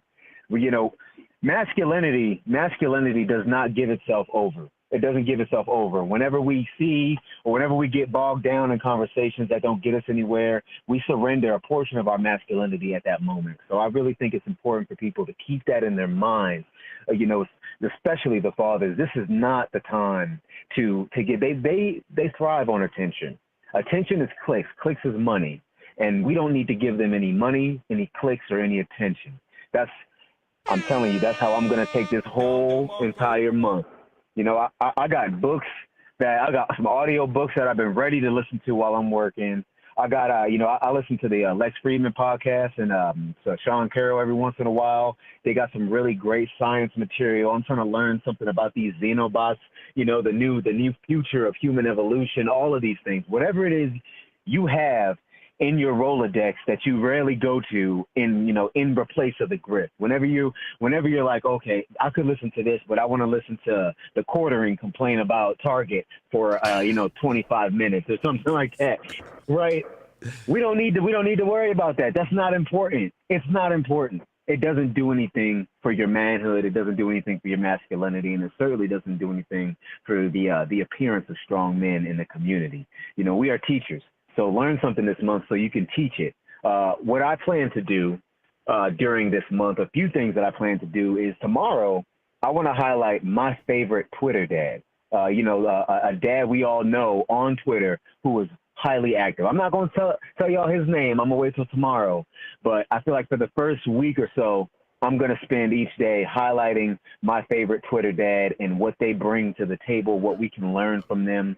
You know, I feel like that's a good way for us to influence a bigger community out there, because, you know, we got people who tune in who are Hotep or who want to be Hotep, and their fathers, you know, they're their husbands, their fathers, and they may not feel seen because, you know, the rest of us, we're kind of communicating a lot together. So I want to take that time to highlight them. I also would like to, you know, take a moment to just send prayers to those who don't have a father for whatever reason. You know, there are people who have lost a good father in their life. You know, my mother, she lost my grandpa, she lost her dad, and like right when I got out of prison, you know, and luckily I got to spend one last month with him before he passed on in Christmas. And, you know, he's a Vietnam veteran, a tunnel rat. It was a real live gangster to me. And, you know, I look at my mother and the way she talks about his relationship with him, and that's been one of the most important things going into being a father myself, is understanding the relationship between me and my daughter. So, you know, I want to definitely give a prayer and much love to those people who don't have that opportunity anymore, who lost it, and those who have not had a good dad, too, because, you know, we don't want that. That's not what we want to influence. We want good, upstanding, upright men in this world. And it's a shame that some people have had to suffer, you know, bad men, had to suffer bad fathers. So them too, they deserve our love. And lastly, I want to give a special shout out to the mothers, you know, those who have made us fathers, have made us strong dads. Okay. If it had not been for them, if it had not been for what they provided, then we wouldn't even have that moment in time to be the strong dad, right? I look at my wife when she became pregnant. All I considered was, I'm the purveyor of her peace right now. She is harboring my child, giving her nutrients, taking care of her, raising her up. And so I just want to also give a special love and shout out to those mothers who made us fathers. You know, when your day comes around, best believe you're going to have your month too, because you deserve it as well. So that's all I really got to say. Much love. Happy Strong Dad June, y'all. Happy Strong Dad June, brother. Before I let you go, I just want to put this message out there to the world. Make your Strong Dad video, and I'll feature it here. Hashtag Strong Dad June. Tag me. Tag the brother right here, Trey Quinn, _87. You might as well just change the @ to Strong Dad Protocol, man. But yeah, so tag us, Strong Dad June, and we'll feature your video on the show every day. We're gonna feature somebody on the show. Hey, brother, I appreciate you. Thank you very much for participating in this wonderful holiday. Absolutely. Hotep and Build. Hotep and Build. Strong Dad Protocol on the check-in, y'all. This show's a little bit different than what you're used to.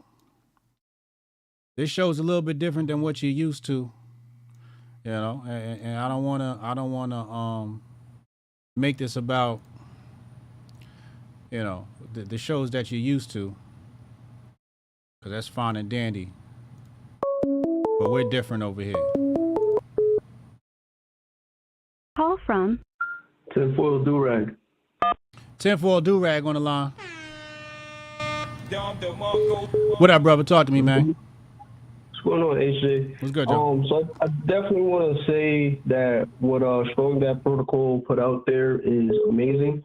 I don't have any children, but I have a father, not a dad, and having like a actual marker for what a dad is and what a positive male is. Like, we hear a lot about like toxic masculinity, all of that, and there's no sort of solution to that, right? Like, everything that you kind of shared was like, here's a problem, here's a problem, here's a problem, but it's not really a solution. So I think that this is really important, you know, although like I debate whether or not I want to be a dad. I think that this kind of puts a great light on males as a whole, but also what dads actually are supposed to do and what dads do. Mm-hmm. Well, I want to say one thing in response to that. Beautifully said. If you ever want to learn anything about yourself, raise a son. You never really know the man you are until you have to teach somebody else how to be a man. Then you start to really understand what it is to be a man. So, you know, that's me trying to convince you to have a son. And I'll leave it at that. But strong words, and we appreciate you supporting Strong Dad June, bro. For sure. And I wanna tap in on the race grift. Okay. So definitely red pill, blue pill as well. Definitely it says some great things. I was watching Black Magic, and he had said something along the lines of pretty much what you had said as well. But I think that there's a lot of people that are like, they have like a yes massa syndrome, and they don't understand that, right? Because what she was talking to really is that, right? Because for us to believe in ourselves, and you know, I've done my research on certain things, and the Minister Louis Farrakhan speaks about that as well. That to be racist is to believe that your race is the best, right? And I don't think that's necessarily. I don't think there's necessarily an issue with that, right? I think the issue is when you go ahead and put down other people because of that, right? For me, it's more or less hold your head high because of, right? Like you speak a lot about what we have in our history and everything else. We was kings, right? And I kind of look at it because during the interview with Shaka Atmos as well, he said that he has to come out and deal with these things, and you're kind of having to, you know, speak 30, 40 minutes on this rather than, you know, educate and put people on to really what our history is and why we should hold our heads high and why we should have more steam than we do currently have. Yeah. I wish I could do big brain content all day. Yeah, I do too, but I mean, it is what it is. You know what I mean? Like like you said, like you're kind of like the face of this, and you're like I don't want to say Hollywood because it has like a negative connotation, but like you're the main face of the brand. So like you gotta kind of ride that grift wave. So I appreciate it out of the way. Got to. You get it. Got to ride that grift wave. Yeah, Hotep and Bill. Hotep and Bill, bro. 10-4 do-rag on the check-in. Rudy, get in here. I see you calling. Get in here, Rudy. We holding your spot, Rudy. We holding your spot, Rudy. I see you, bro. Pun, thank you for the super chat. Pun says Grift report equals learning, unlearning, and relearning. Yes, sir. Who's that?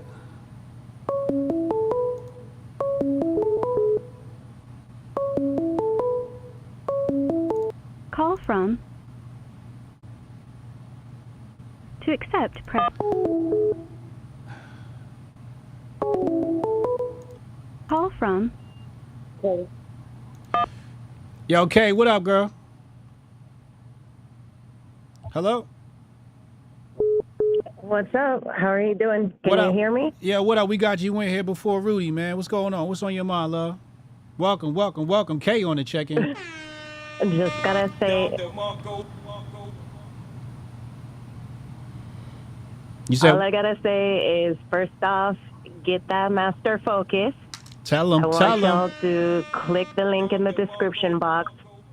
Get it. It's going to be helping me because I'm going back to college for AI technology, so I could get that on my resume so I'm not stuck at a job and so I can continue to grow. And I need that master focus to help me study.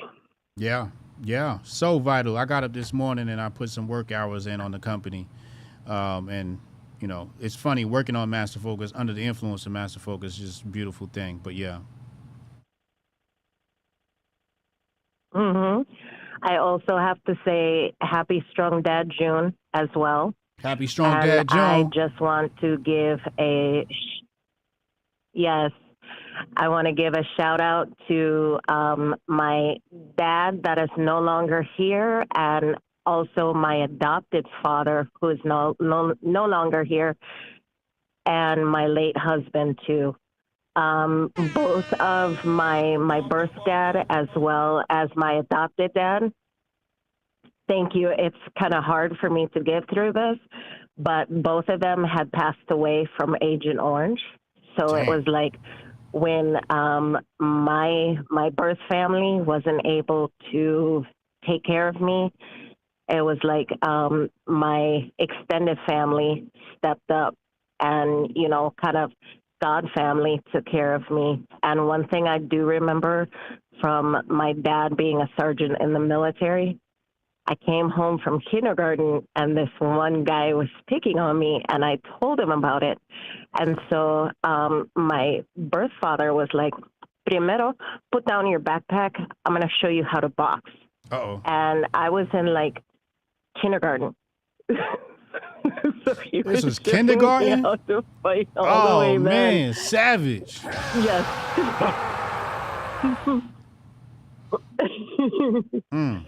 And you know, me and my birth father, yes, we did not have the best of relationships, but I followed in his footsteps and I joined the military too. And to have him there before he passed, it made him proud. So I was able to make him proud, and you know, that felt good. And daughters, if you have, even if it's a broken relationship with your father or anything like that, fathers do play a huge impact on their daughters. It is so true. Yes, it is. So, and I'm just, you know, yeah, I'm so thankful. You know, yes, we didn't have the best of relationships, but I learned from it. You know, I also had my adopted family too to help me and guide me, and also, you know, my adopted father as well. So that was awesome. And with my late husband, I mean, he did everything he could. And I wanted to call in when you guys were talking about the incarceration issue, because he had to deal with that.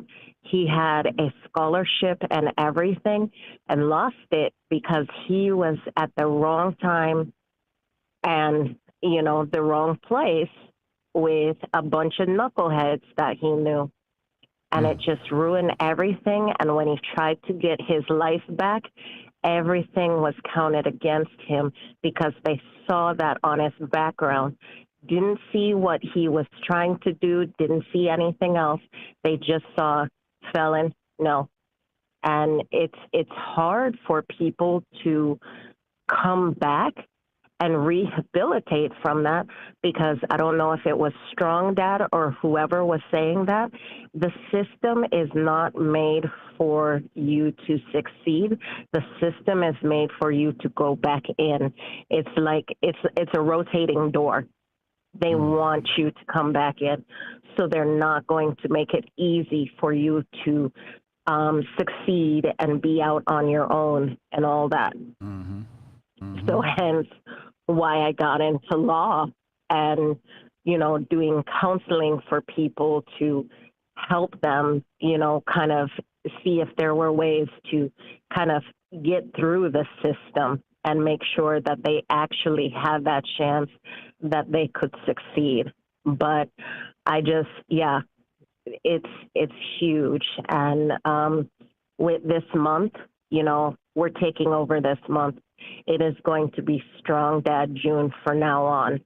So if if somebody can make up T-shirts, if we're gonna make flags and put them on our trucks, make bumper stickers, wear a sticker, I don't care. Get the message out.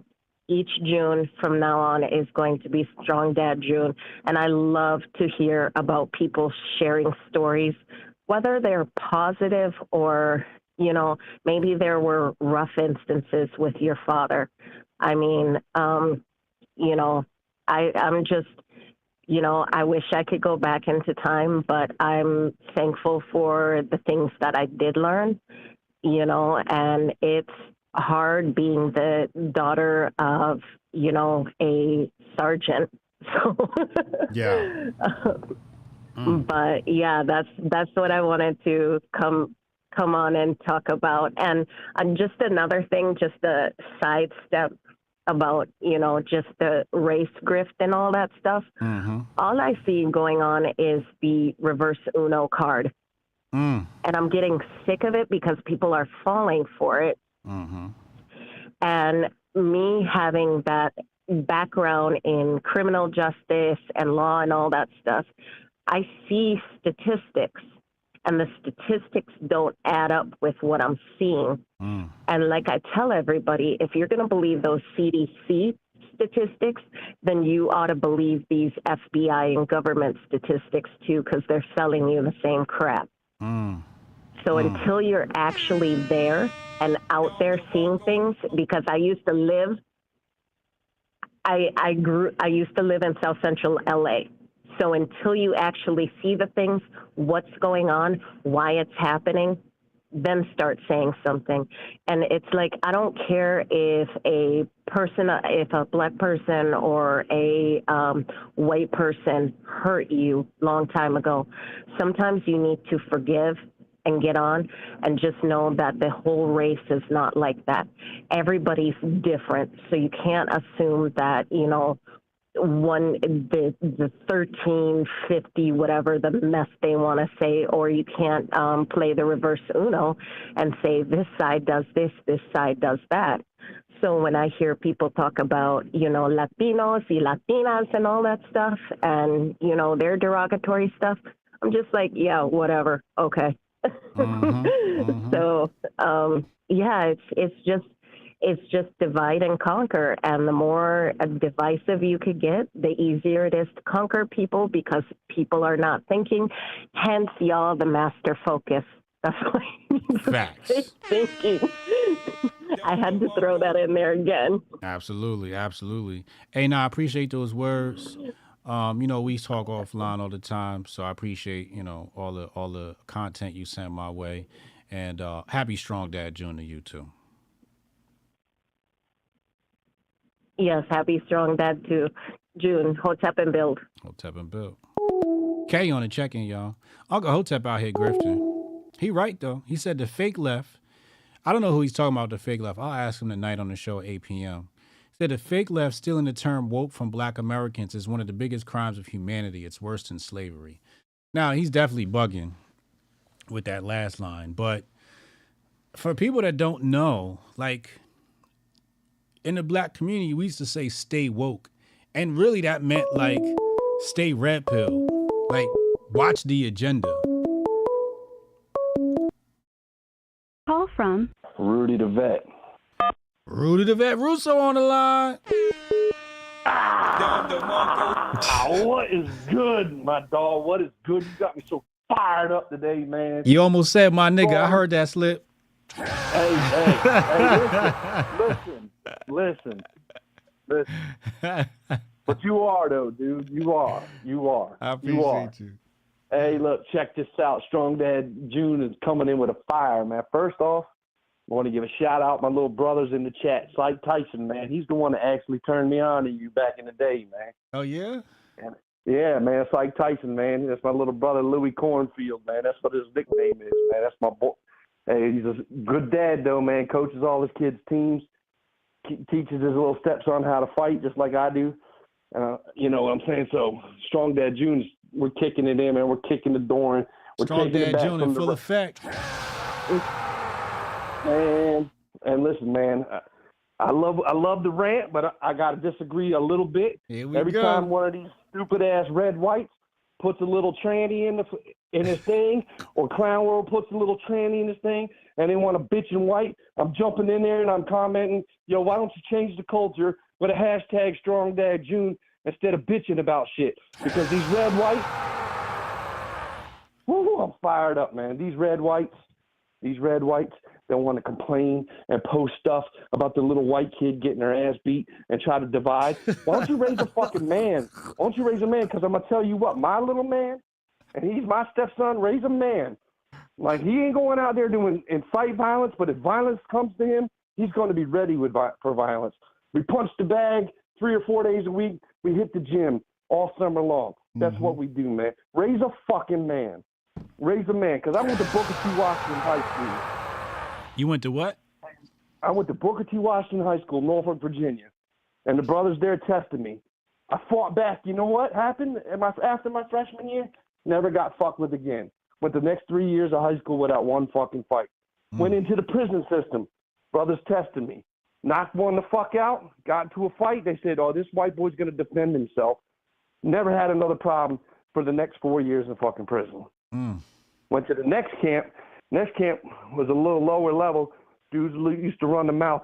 I'm 3-1 in the joint. That's all I'm going to say. I took an L, but I'm 3-1 in that bitch. Defend your fucking self, man. These red, why you think Ben Shapiro's punk-ass kids are going to fight back? Think Matt Walsh's punk-ass kids are going to fight back? Defend your fucking self. Teach your kid to be a man. He ain't got to go out there and be the aggressor, but let him know if aggression comes, he can meet it with mutual aggression. God damn it. And that's what Strong Dad June is to me, man. You got me riled up, man. When you were on that rant, I couldn't even type, dude. All I could throw was fire emojis, man. I'm bouncing off the fucking walls, dude. Bouncing off the walls, man. I'm tired of the rainbow, man. I'm tired of it, man. Anyway, man. Oh, one more thing. South Carolina, if anybody in this chat is listening, get that motherfucking Lindsey Graham out of fucking power, man. That sweet meat fucking rainbow motherfucker needs to go, man. He needs to go. He's got to go. He's a piece of shit. You know, I told you, I'm a red white, so I sit back and I don't comment on black issues. That's not my fucking place. I listen and pay attention, and I try to support any way I could possibly. But I'm here to talk to the red whites. Tighten the fuck up. The ones with the microphones are a bunch of bitches. Man the fuck up. You know what I'm saying? Raise men, dude. Raise men. Raise men, and you won't have to put shit in your fucking comments about, my kid got jumped by 5 guys today. Well, maybe if your kid fucking flung his hands back, he would never get jumped again, man. Sons of bitches, man. That's it, man. I'm fucking out, man. These red whites got me fucked. These the wrong ones with the fucking microphone, man. I've been saying that shit every fucking day since I've been calling in, man. Tired of the fucking pussy-ass red whites with the microphone. Yes, tired of it, man. I love you, brother, man. I'm telling you, man, my blood pressure's up, dude. Yeah, I'm tired. I'm so tired of the fucking, man, you know the names. I don't even have to throw the names out. Anybody in this chat knows the fucking stupid-ass red whites that come across your feed. Like, even with the fucking Daily Wire, oh, well, Elon will post our shit. No fucking shit. And I guess Crowder's a piece of shit, too. But he called y'all out. He said, stop catering to the fucking, you's trying to send me a contract where I got to cater to big tech. And now you're up there fucking bitching and whining because you can't put your movie out. And I've never seen a fucking movie. Probably a good fucking movie. It's probably got a good message. But all you do is bitch and whine about it. But you take it up the ass from big tech all day long, the fucking Daily Wire. And these are the people that are fucking pushing the red whites and right. I mean, these are the ones you listen to for common fucking sense. And they're fucking crying. But they'll take your money. Jeremy Boring will make some Jeremy's candies and some Jeremy's razors because they're fucking nothing but greedy fucks, dude. The message is whack. They're soft. Stop listening to them. Get down with the Hoteps and the real red whites, man. And I'm out, brother. Hotep and Bill, man. Hotep and Bill, bro. Call from Goldstein. Oh, man. Hotep Goldstein on it, check in. Yo, you got a hard act to follow right now. Hey, yo, Rudy, I ain't fucking with Rudy today, man. He's feeling it. I'm not fucking with Rudy. He set the bar extraordinarily high with that one. Oh, man. What's good, bro? Happy Strong Dad June. Happy Strong Dad June, man. As it pertains to Strong Dad June, I would like to remind people that abdicating your responsibility as a father may not necessarily look the way you think it looks. It may not come in the package of you going to go get some milk and never coming back. Sometimes you can abdicate while you're sitting right there in your kid's face. Case in point, True. Here you got fools down in Florida, whether you're on the left or the right, you got fools down in Florida abdicating their responsibility to teach their children in the way that they want them to go to Ron DeSantis. Yeah. So if you're going to sit back and complain, like mostly people on the left, about how he's erasing black history, well, what the fuck is he supposed to do? You're the father. You're supposed to teach him black history. Fuck what the state is talking about. Right. When you got them talking about, oh, how come they passed this debt ceiling? They're passing debt down to my children and their children. That's your fault as a father. You're the one who abdicated your responsibility to your kids, right? You're the one who put these people in here who thought that they could raise your child, you, possibly your grandparents, better than their parents. And it's generational. It's been going on for some time. We put too much goddamn onus on these elected officials to help us raise our children, to help us live better lives. And all they really supposed to be doing as a federal government is defending the goddamn border. That's their only mandate. Big facts. So, but we want to give them all this power here. You know, hook us up when we want to get hooked up. Give us some money over here, give us some money over there. Well, that shit comes at a cost. And after years of this shit building up, that cost is extremely significant. Now people are seeing, whether you're on the left or the right. So quit calling for motherfuckers to legislate your morality. Quit calling for motherfuckers to teach your history. Quit calling for motherfuckers all up in Washington, D.C. to do your goddamn job as a father. Because while the mothers play a significant role, it is the fathers that's going to make this thing work. Yep. Yep. And all I'm going to say on Matt Walsh is this. I can guarantee you that if Twitter does not lift the restriction and everything goes on the way Twitter says it's supposed to go on, I can guarantee you that tomorrow Matt Walsh's mental will be doing some Gabby Douglas level gymnastics on why he should stay on the app. I guarantee it. So you saying they not gonna boycott like they boycotting Target? Hell no, because that's his pockets we talking about now. It was all good when it was talking about a piss brand of beer and the store he probably ain't seen since he was in his teens. Right? It was all good then. But now that it's hitting him directly and his pockets directly, it's going to be a bunch of, oh, well, you know, I think I should stay on the app because I have a voice that needs to be heard. And while it may be restricted, the parts that are getting through need to get through. It'll be some dumbass shit like that. but he ain't going to do what he's supposed to do. He ain't finna ride off into the sunset on this motherfucker. All right? I can't argue with you. I think that's a prescient take. Yeah, man. But happy Strong Dad Protocol to all of the fathers out there. I was not lucky enough to be one. And as I've done a lot of self-reflection over the years, I probably shouldn't be because, I mean, I'd be raising some terrors, but I am a fucking pet father. I am a pet dad. That's what's up. And so if you are just that, take care of your goddamn animals.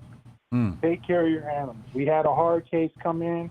We had to put her down because the valley fever had gotten to her so tough that she had severe spine and leg degeneration. There was no way she could make it. Damn. Because somebody abandoned her on the reservation. Okay. So take care of your damn pets, please. If you got major resources out there. You know, if you're in Arizona, you can always contact Murphy's Law Rescue. That's the name of my rescue. Okay? Murphy's Law Rescue? Yes. Okay. We will take care of you. We will help you out. If you can't take care of your pets anymore, contact your local rescue. There's resources, but do not let them languish. Real That's about talk. it. Hey, thank you for the call, man, and happy Strong Dad June. You too, bro. Hey, ladies, I need somebody out there to give Hotep Goldstein a baby, man.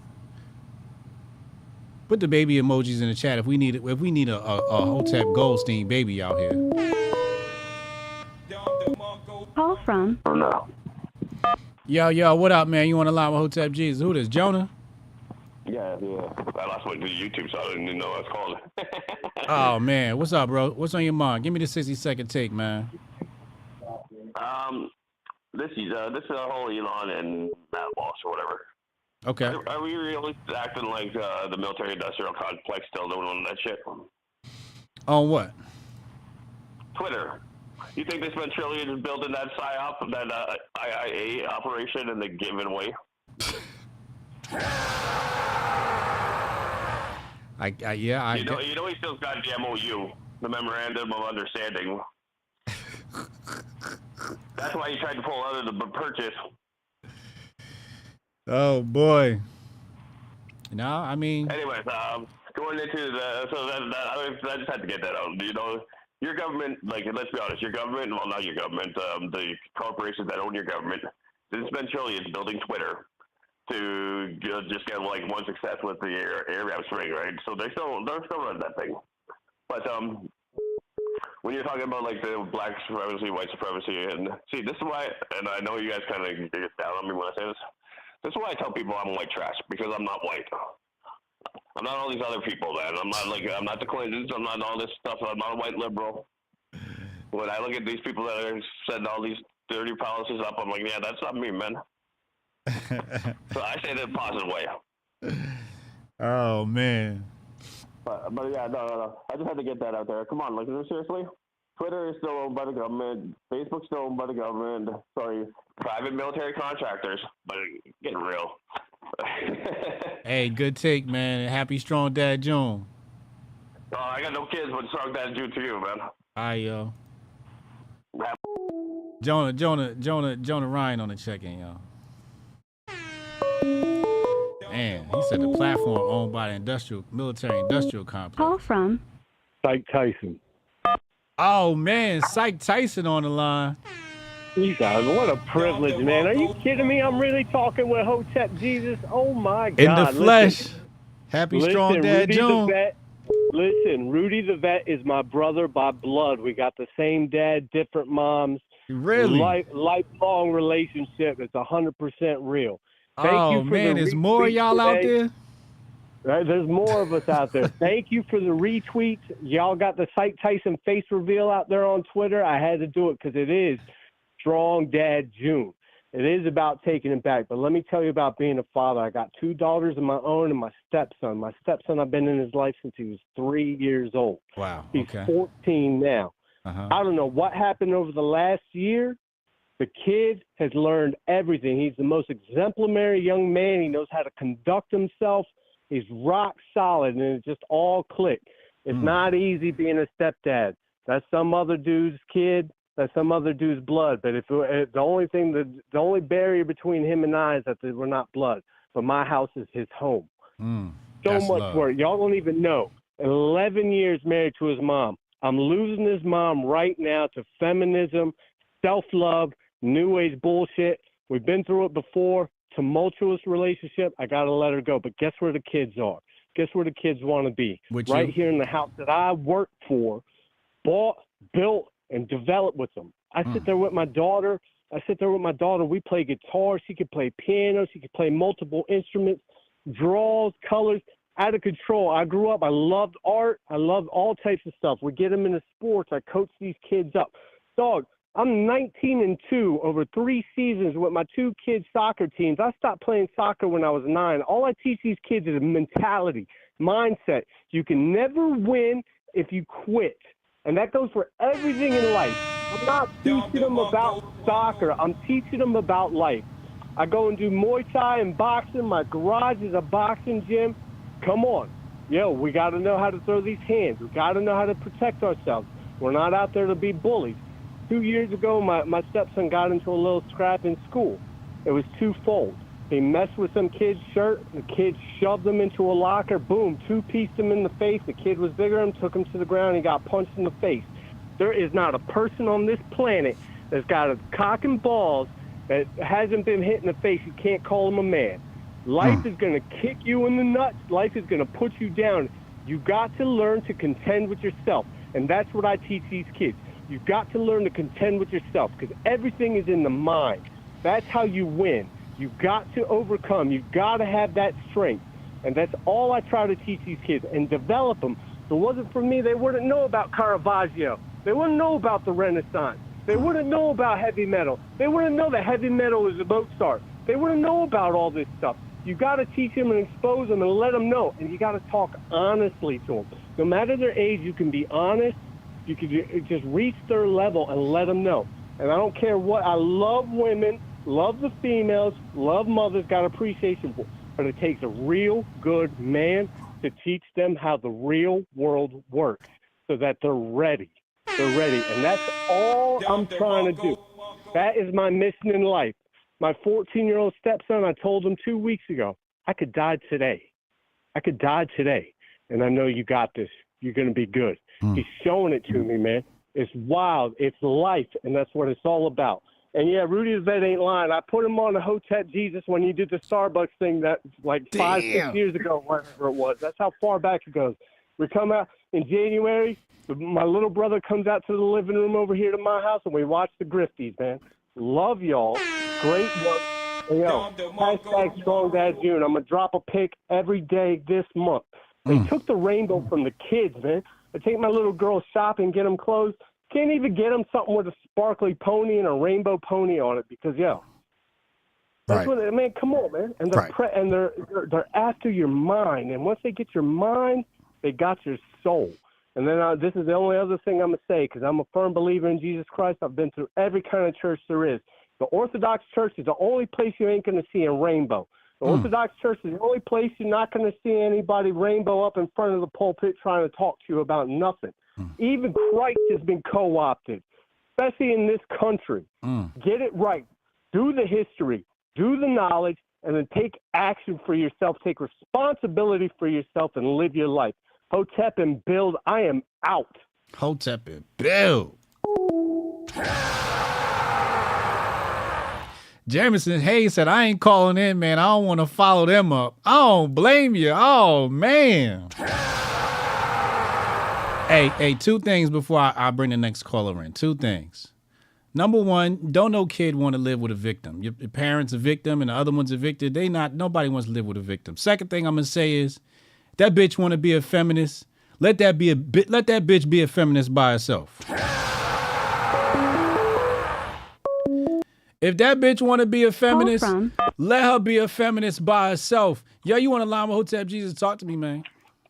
Happy Strong Dad June. These phone lines are really hot. Oh, the phone lines are hot. What up, bro? I've got a number of things I want to chat about real fast. So okay. The first is I want to go back into the Grift bag a little bit and talk about some advice my pastor gave to me a long time ago regarding the lady on the plane.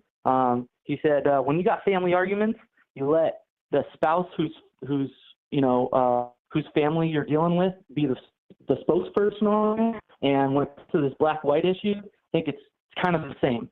Let the strong black men speak up when needing to, correct people. Let the strong white people speak up. Let the strong Asian people, the strong Mexican people, whatever it is.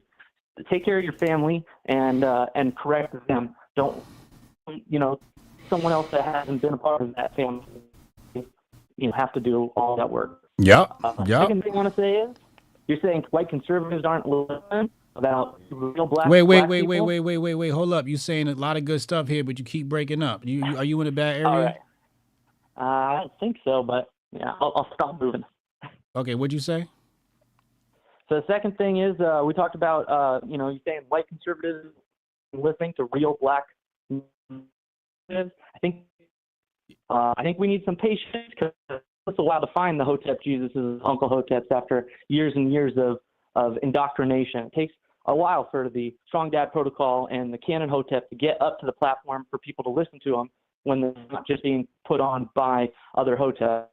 And, you know, we watched you grow to, you know, be able to be on Megyn Kelly and Tim Pool and Joe Rogan and Alex Jones.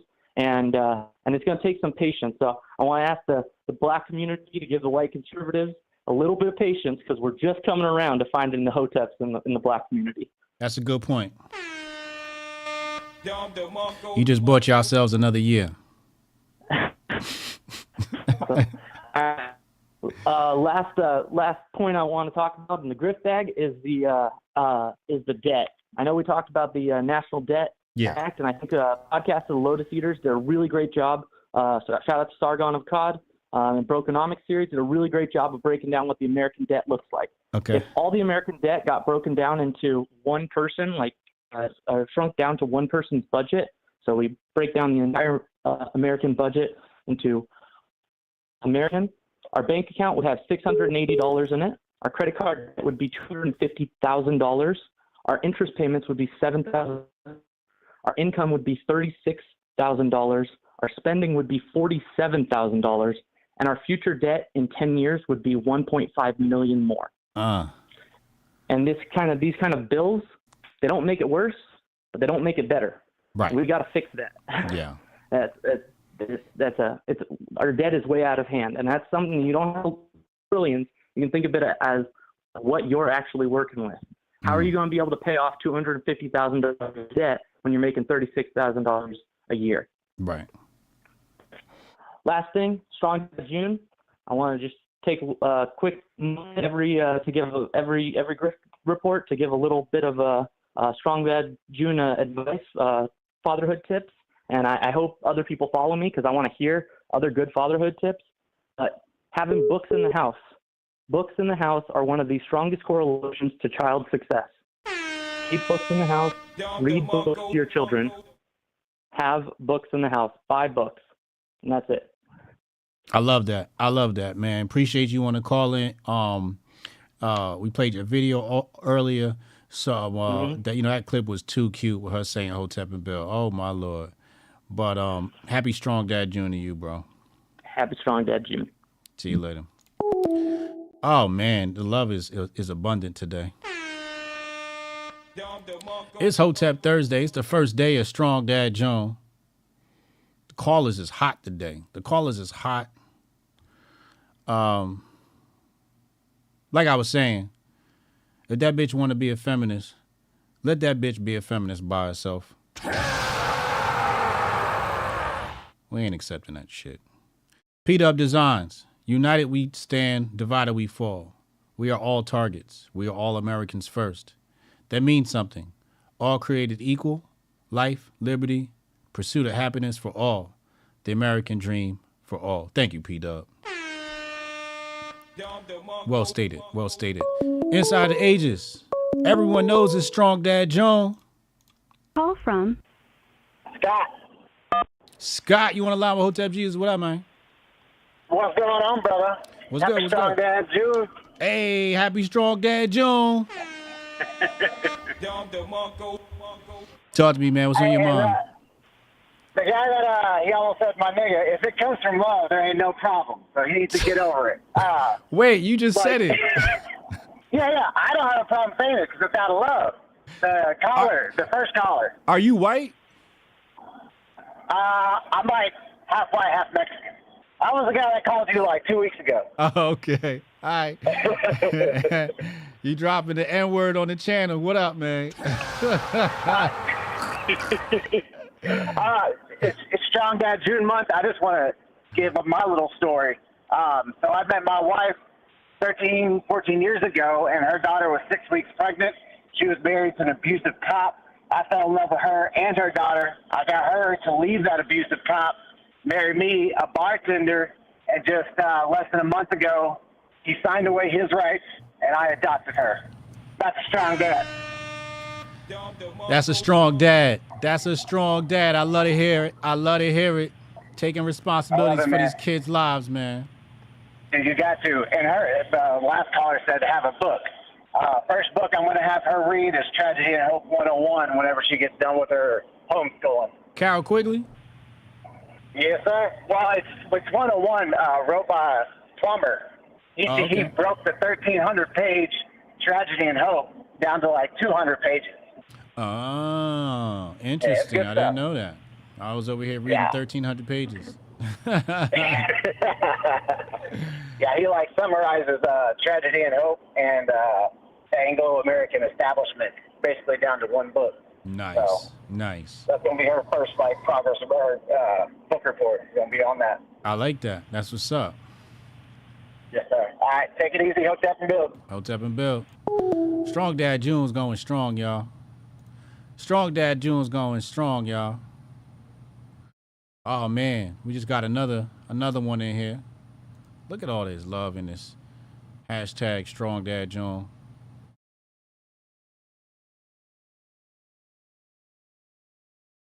Renee Vogel says, all I wanted to be when I grew up was to be a father and a husband. These were the things I didn't see growing up. And I just had the desire to be a better version. Strong Dad June. Retweet that.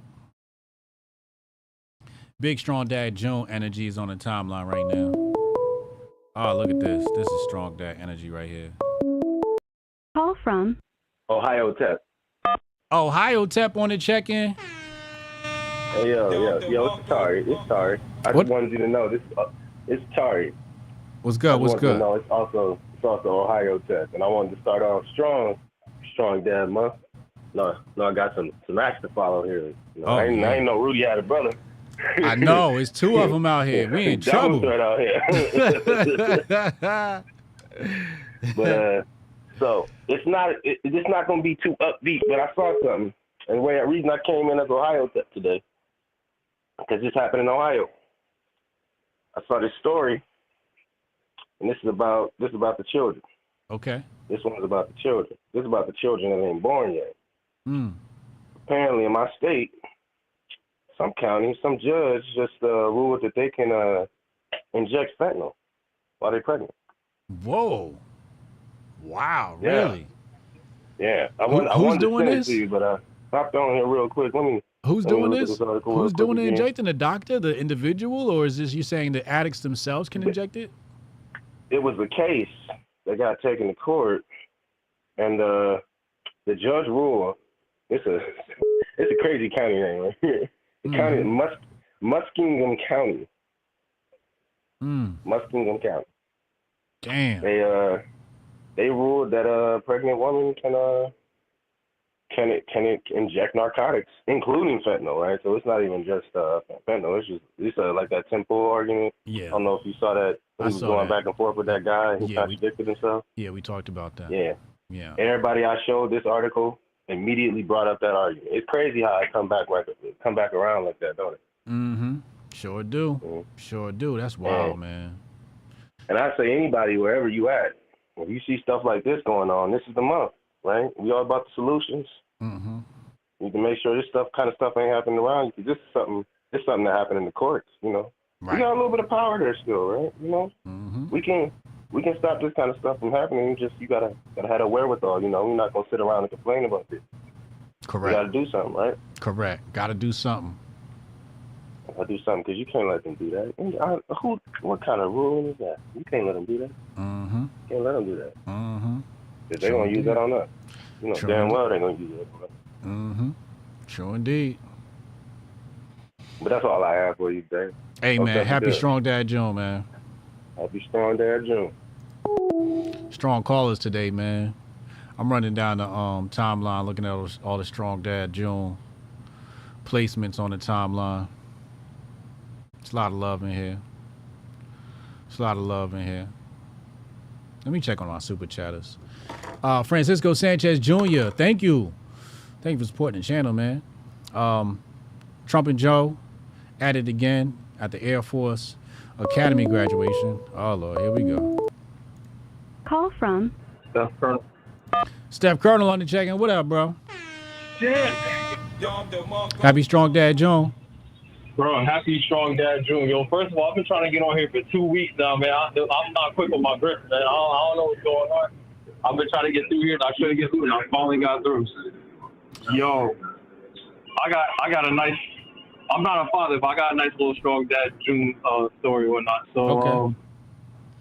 I'm getting off of work just now. One of my friends, she hits me up. She's like, "You at work?" I'm like, "Yeah." And she said, "I'm in the parking lot." I'm like, "Parking lot?" I'm like, "Yo, which parking lot?" She pulled up to my job. Hadn't seen her in a while, right? Now she does have a child already, and she's actually pregnant right now. But yo, when I saw her, man, she was looking fucking summertime fine like a mother, bro. I'm not gonna hold you. I am not gonna hold you, bro. I am not going to hold you. If Is she is showing? Is she showing? She's showing. No, she is showing. She's showing. But the weight it fits her well, and she aging really well, right? I ain't gonna hold you.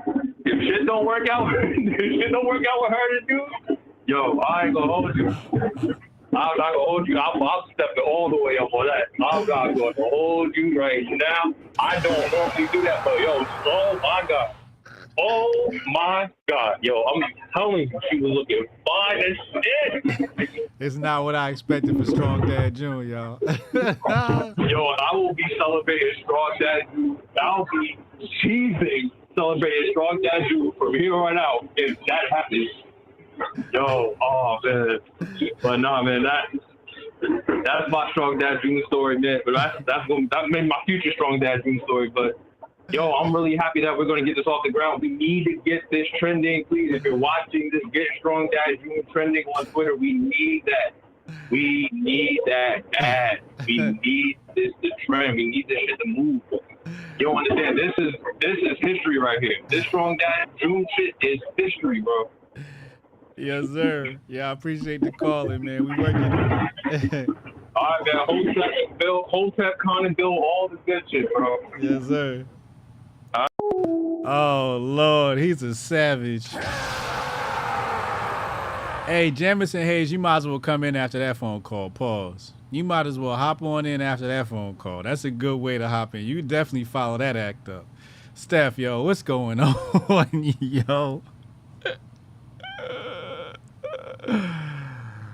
Oh, my God. Yo, no numbers in... All right, so I'm a digital marketer, so I'm going to be on your ass about this, Trey. No underscores, no numbers in the @ You got to keep playing with the @ till you follow with no numbers and no underscores.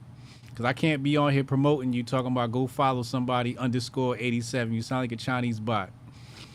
I'm sorry. You know how I am. I'm a digital marketer. I just really... You need the number? Here, I'm going to put in the chat for you. Steph, yo. You can't be doing that, chat, Steph. Can't be doing that, bro. You tripping, man. And why was she at your job? Where her man at? Why is a pregnant woman with a kid showing up at your job? What's going on? This is not what we had planned for Strong Dad June, yo. Steph, I need you to do better, man. I need you to do better. I said, is she showing? He said, yeah, she's showing, but she look good. What? Come on, man. We gotta get better. See, look, we got people watching right now. We got James Lindsey, Conceptual Jays, posting the rainbow flag, and somebody said, forget that, let's do Strong Dad June. I agree. Nobody posting the flag. Y'all keep posting the flag, man. These y'all leaders, I feel bad for the red whites. These y'all leaders, they just want to post memes all day. Motherfuckers is kids. Call from Jameson. Yo, Jameson, what up, man? Talk to me, man. What's going on, bro? Yo, what up, man? What's good? What's good? Happy Strong Dad June, bro. Happy Strong Dad June, my brother. Yes, sir. So this how I feel right now, man. My motto for the rest of the month is if you see something, say something, right? Because you know it's agendas. We know it's agendas all over the place. You know, almost everything you see got an ulterior motive. Yeah. And you know, I usually ruin it for people like when I'm talking about movies, TV shows, toys, books, any type of advertisement. Like everything is pretty much like is giving you an initial focus on some type of entertainment, and then it's switching it up for you, and then it's moving you totally in a different direction. Yeah. You know what I mean? That's how they always catch you. So like for Strong Dad June, you know, I want to point out that shit, you know, to the normies out there, you know, to basically keep them in the know, because, you know, they're always our kids is always under attack. Yes. You know, and they get them young, you know, like, because my kids, like my son, he'll open up his tablet, and while I got twins, so one of them will be playing Lego, yeah, and the other one, he'll be playing Barbie. Oh, I'm like, man. why did Amazon recommend Barbie for you? So I got to take his tablet, you know, I got to format it, take them out the matrix and everything, Yeah. and then plug them back in. Yeah, you're going to have to reset that bitch. Yeah.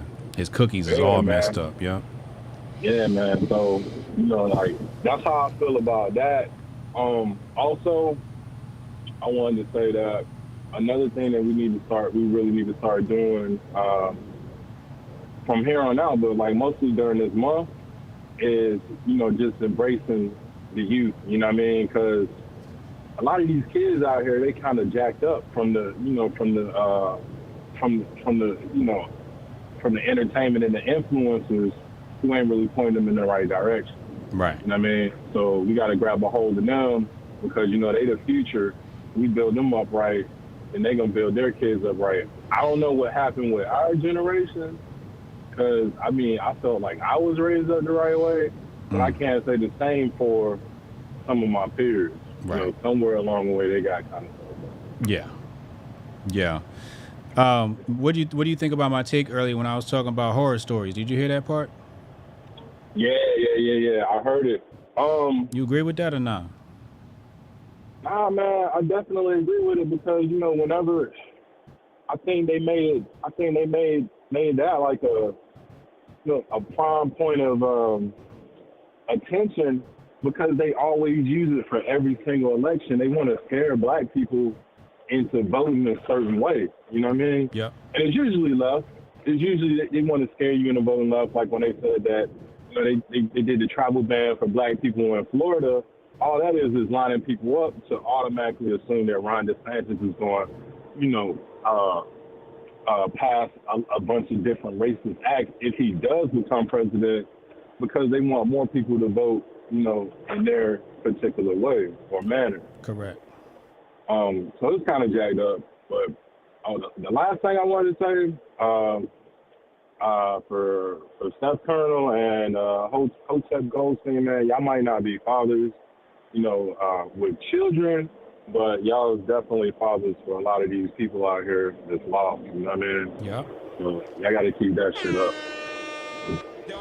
That's true. That's true. There's a lot of brothers, young brothers watching this channel. You are definitely a father to them in some way, fashion, shape, or form. You're right. Yeah, man. Whenever I hop on Twitter and I do like a Hotep search, I see Hotep Goldstein on there going off and shit, and it's always a lot of knowledge in everything he say, man. So I appreciate that. Yeah. Nah, that's what's up, man. Shout out to Hotep Goldstein. I appreciate you calling in, man. But you're right. You know, those are some hard acts to follow, man. Absolutely.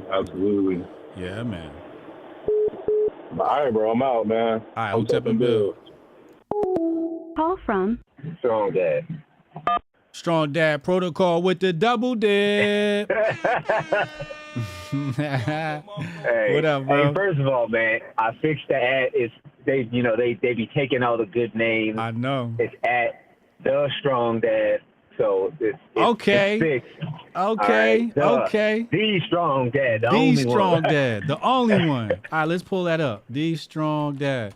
Let's see if that pops up. I see you. Oh, that's fire. Word. Yeah. All right, good. That's it right there. Yup. Now, see? So, The Strong Dad. I can promote that. All right. I'm with that. So, first of all, to the men who are not fathers, that does not mean that you cannot be a father. Like the last caller said, you're a father to these people out there. You're a teacher. A man's role is to lead, whether he is a father or not. So if you are not living up to your station as a leader, then you're not living up to your station as a man. And that's just a fact. You don't have to have a child to know this or learn this. So I just want to make that clear for all those out there. Yes. Secondly, I have been a victim of the stepdad simp before. Okay. Here we go. Listen. No. I have. Hey man, there was my last ex when I got out of prison. She had a son, and I thought I was gonna step in there and be number one stepdad. You know what I'm saying? She was a son of a deadbeat. I thought I was gonna step in and I'm not saying that these children don't deserve or need father figures, because they absolutely do. What I'm saying is this, because I got a young brother. He's 22, and he told me when I went back home to go visit him back in Bmore, he told me, he was like, oh yeah, I'm with this girl. She already got a kid, but I love her, man. You know what I'm saying? And I told him this. I said, listen, I'm not going to try to deter you from your relationship, my brother, but a single mother is no place for a young man. It's no place for a young man. It really is not. You need a woman. As a young man who is stepping into the relationship world for real, not just a dating game, but the relationship world, you need a woman who can devote herself to you. And if she has a child, she can't devote herself to you because she needs you to devote yourself to her son or her daughter. You got to think about that. She's not looking for the best man. She's looking for the best dad. And when you are a young man, you're not there yet. You still have much to learn. So when you step into a situation, she needs you to be a father before you've even had a chance to understand that feeling. And so I would say safe, always go into things like that safe. Do not look at them as you're going to be the future, because you never know. I've had 2 exes who have had children. One who had a young son, and another who had a son and a daughter, and she had already surrogated. And I don't even know where my brain was at. I wish I had someone like me in my corner saying, nigga, what is wrong with you? You know what I'm saying? You need to hear that from those who have had that experience. I'm not saying it doesn't work out. Some people are special circumstances, but as we know, exceptions do not make the rule. Exceptions do not make the rule. Yeah. And this is one of those times where you might think, oh, I'm the exception. I'm telling you right now, look out for all the red flags. Be safe. You know what I'm saying? First of all, a mother should never be out there looking for a man before she's popped that baby out. Her main focus is that baby. Okay? Her main focus is that baby. And I know it might hurt in the heart to hear it, but it has to be heard. It has to be heard, because a lot of young men, they go through this, and then they get warped, hurt, and then they become some of these manosphere niggas that we know about. Some of these warped young men out there who got these crazy takes on women. Save yourself the struggle. There's a woman out there who is waiting to give you a child, who's waiting to give you that gift. That's who you need to be searching for as a young man. Now, if you're older, you know what I'm saying, you in your 40s or whatever, you already got kids or something, sure, have at it. Swing away.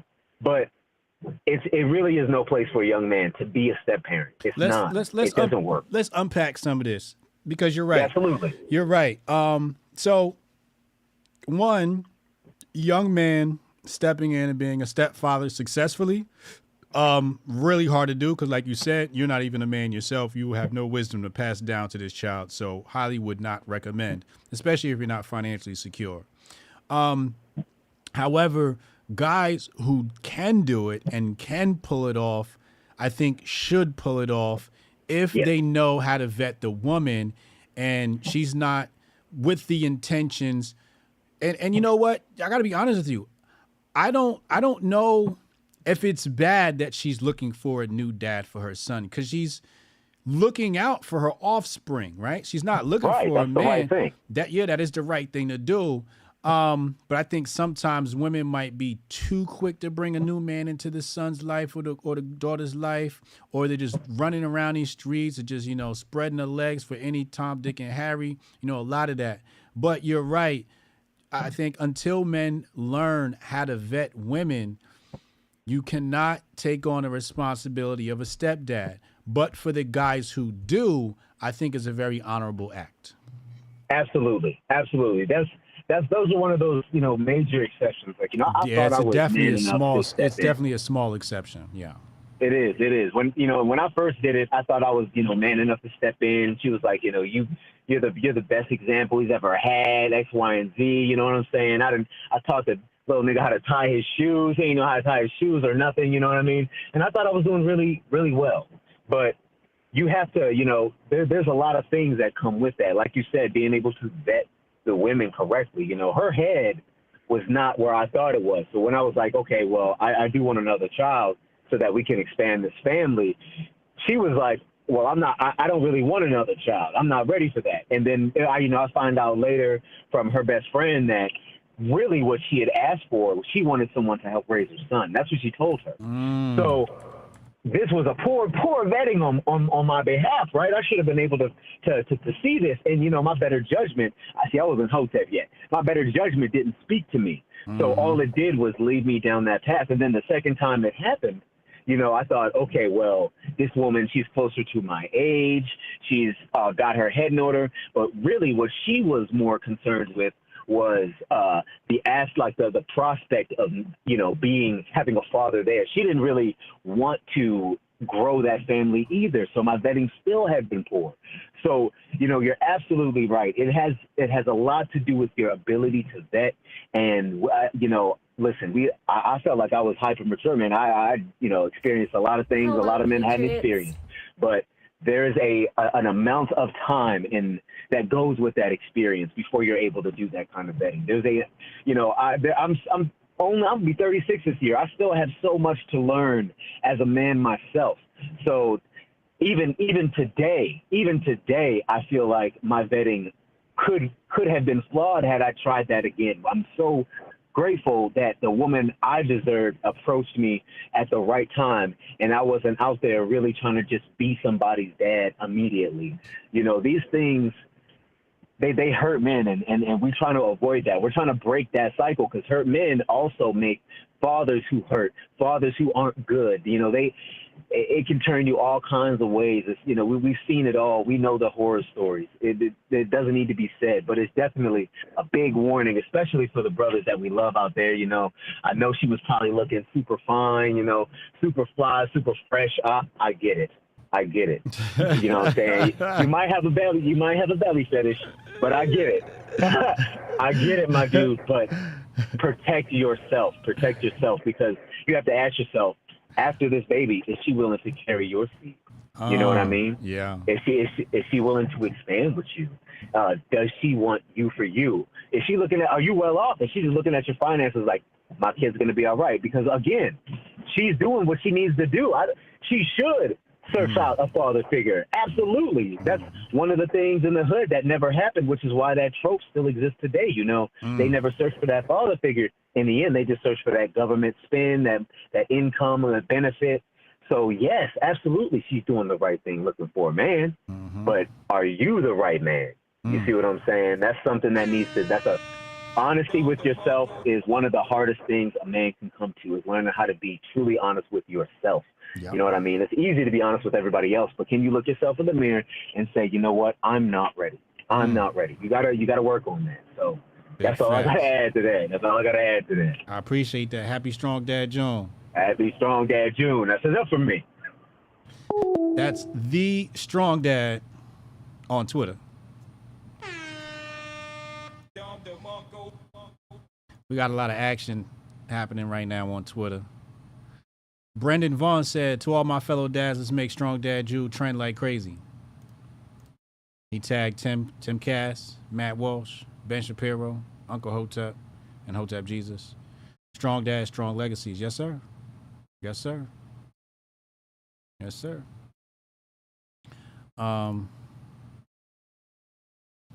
Let's see.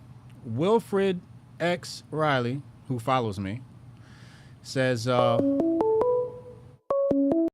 Call from he says, alternate celebration idea. June is the month of Father's Day, was briefly Father's Month, etc. Celebrate dad. Don't have dad for your kids. Go and get one. Goals. Shout out to Wilfred celebrating Strong Dad. Caller, you on the line with Hotep Jesus. What up, bro? Hey, what's going on, man? What's good? What's good? Yeah, I'm a new caller, man. 25 years old. Father of two sons, so I had to tap in for to start a strong dad June. We got a strong dad on the line. Yep. Yeah, man. What's up, bro? Talk to me. Trying to see my 1-year-old son right now. But no, I just wanted to stop there and I ain't really catch into the stream just yet.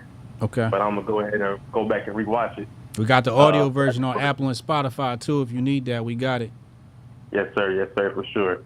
But no, I just want to, give a little appreciation to you guys for y'all messages and the encouragement y'all giving me. I'm really trying to use this month to kind of redirect my path and really make myself the best for my kids. So, just shout out to you, Uncle Hotep, Rudy the Vet, all them guys, Hotep Goldstein. Oh yeah, I just want to appreciate y'all.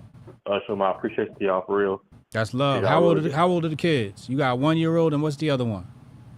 I believe that parental responsibility, begins the second you decide to lay with a woman. But he'll be due in August, so coming up soon. Oh wait. Say that again. How old is the other one? He's not here quite yet. Oh, she is in the belly still.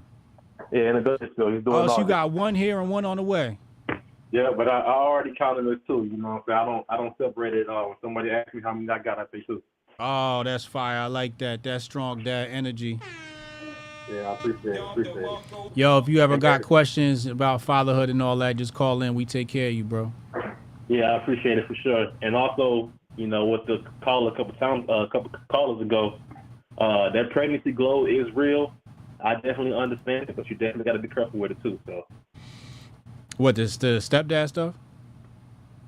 Yeah, just seeing a pregnant woman that you see that, and it's like a little special glow that pregnant women have, but you got to be careful with that at the same time. Oh, okay, I see what you're saying. Yeah. I think that brother was starving. That's about, man. Just about. But that's all, though, man. I'll let you go and get on to the next call. I just wanted to call in and just throw some positive words out there. All right, man. Hotep and Bill. Hotep and Bill.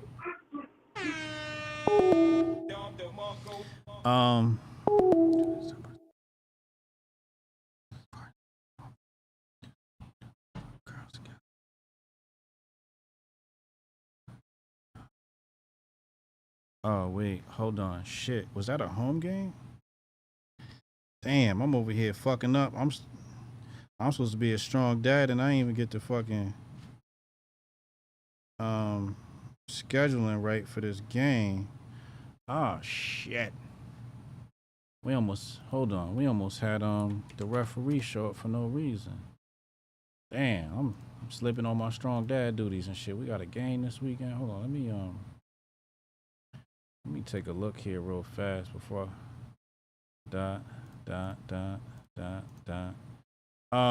then we'll give you another strong dad update. Yeah, that's the one. And then this Sunday is what? Wait. Oh, shit. Damn. Fuck. That's a home game. Oh, damn. I'm glad he said something. Damn, where he at?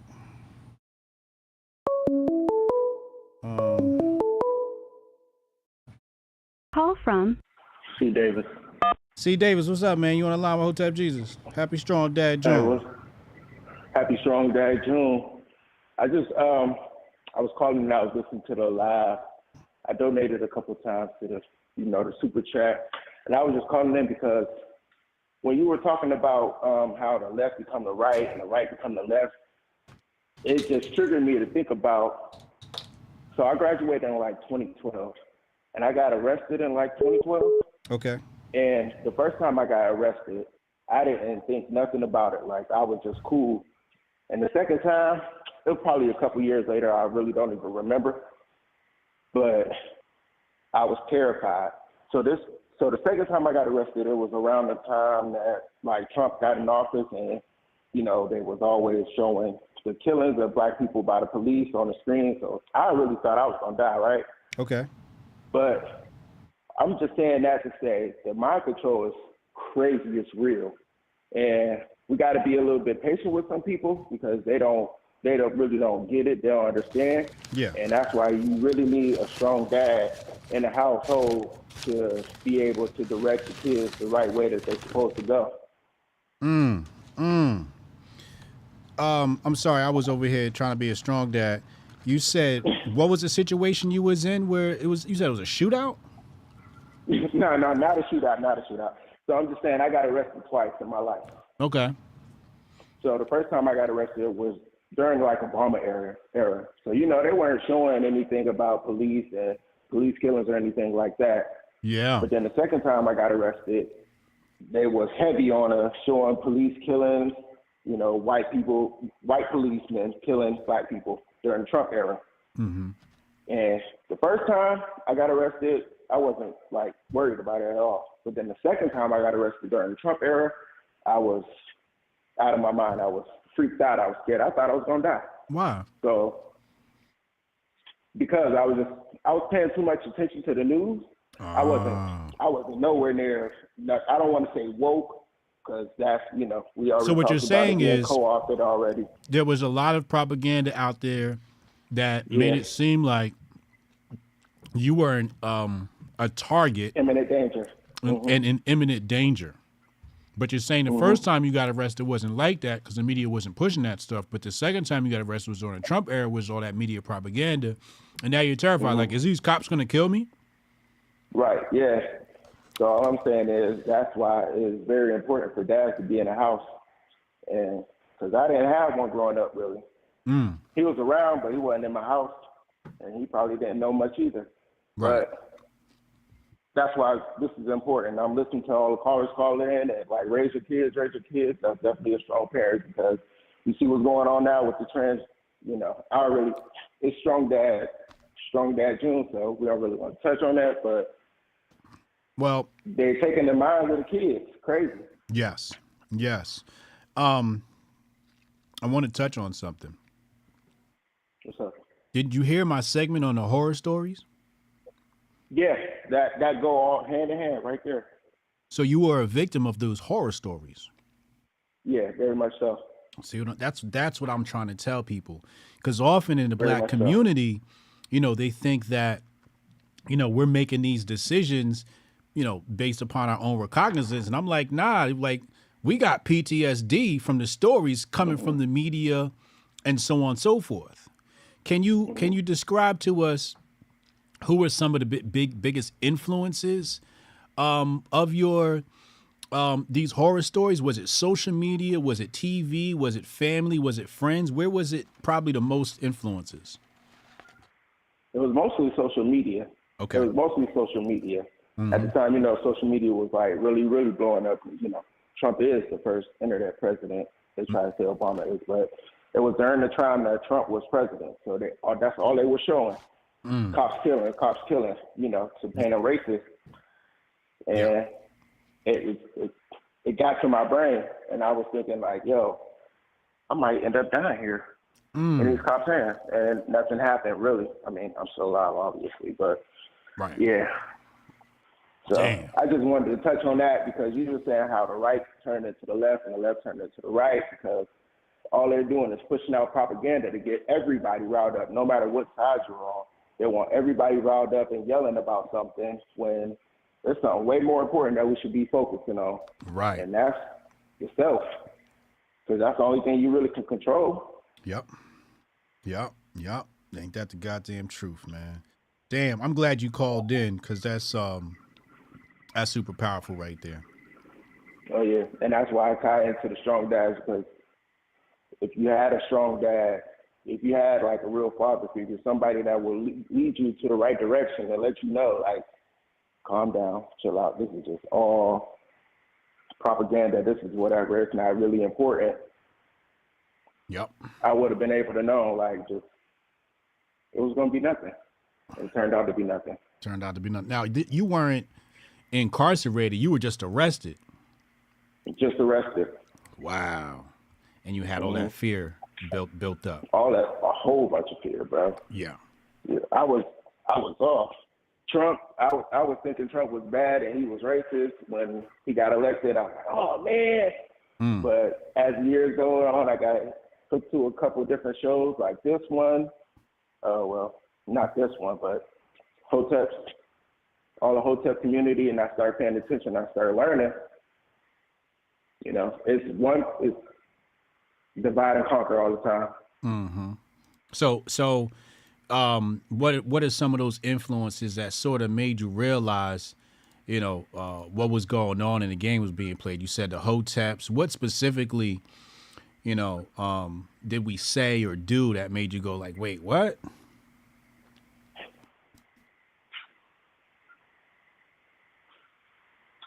Honestly, it wasn't nothing particular. I always was trying to figure out what the hell is going on in the world, right? Mm-hmm. And that's what drew me to politics. Because I remember being real young and watching Bush versus who's Watermelon Head. Who's the Watermelon Head?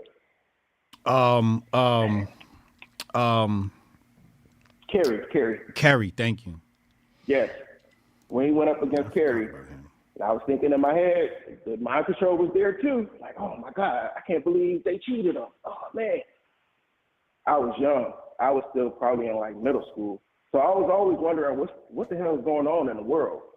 Yeah. But I can't really point to like anything you guys said. I just started realizing it and picking it apart, learning about money. That really tipped me off, learning about how this money works, how credit works, how that type of stuff works.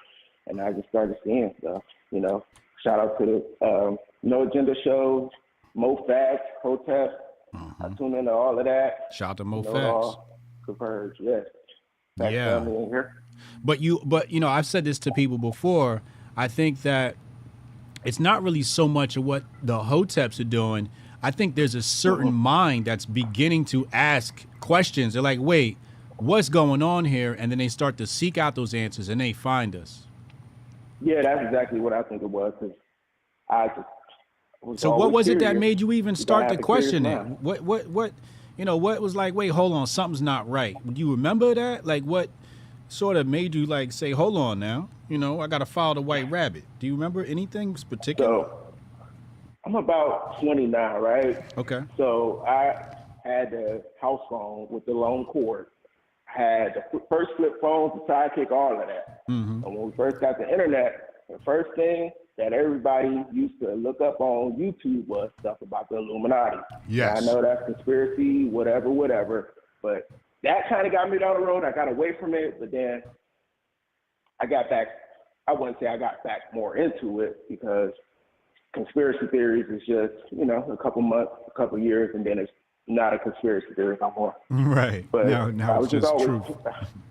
Yeah, I was just always curious about what's going on, and now I figure I got like a better view on the world now. Okay. And then to say that just made me think about how the right turned to the left, and you was just talking about everybody grifting on both sides, because I remember I seen a girl post on Facebook, and I just have people from my hometown. Now I live 16 hours from my hometown, and she was talking about Florida made a travel ban for black people, and I'm like, what? First of all, you didn't even read the article. And second of all, that's not what's going on. I live in Florida. Ain't nothing happening here. Right. This is all propaganda because they're worried about DeSantis, and all these people throwing their towel in the ring now as the Republicans, they just waiting for Trump to win.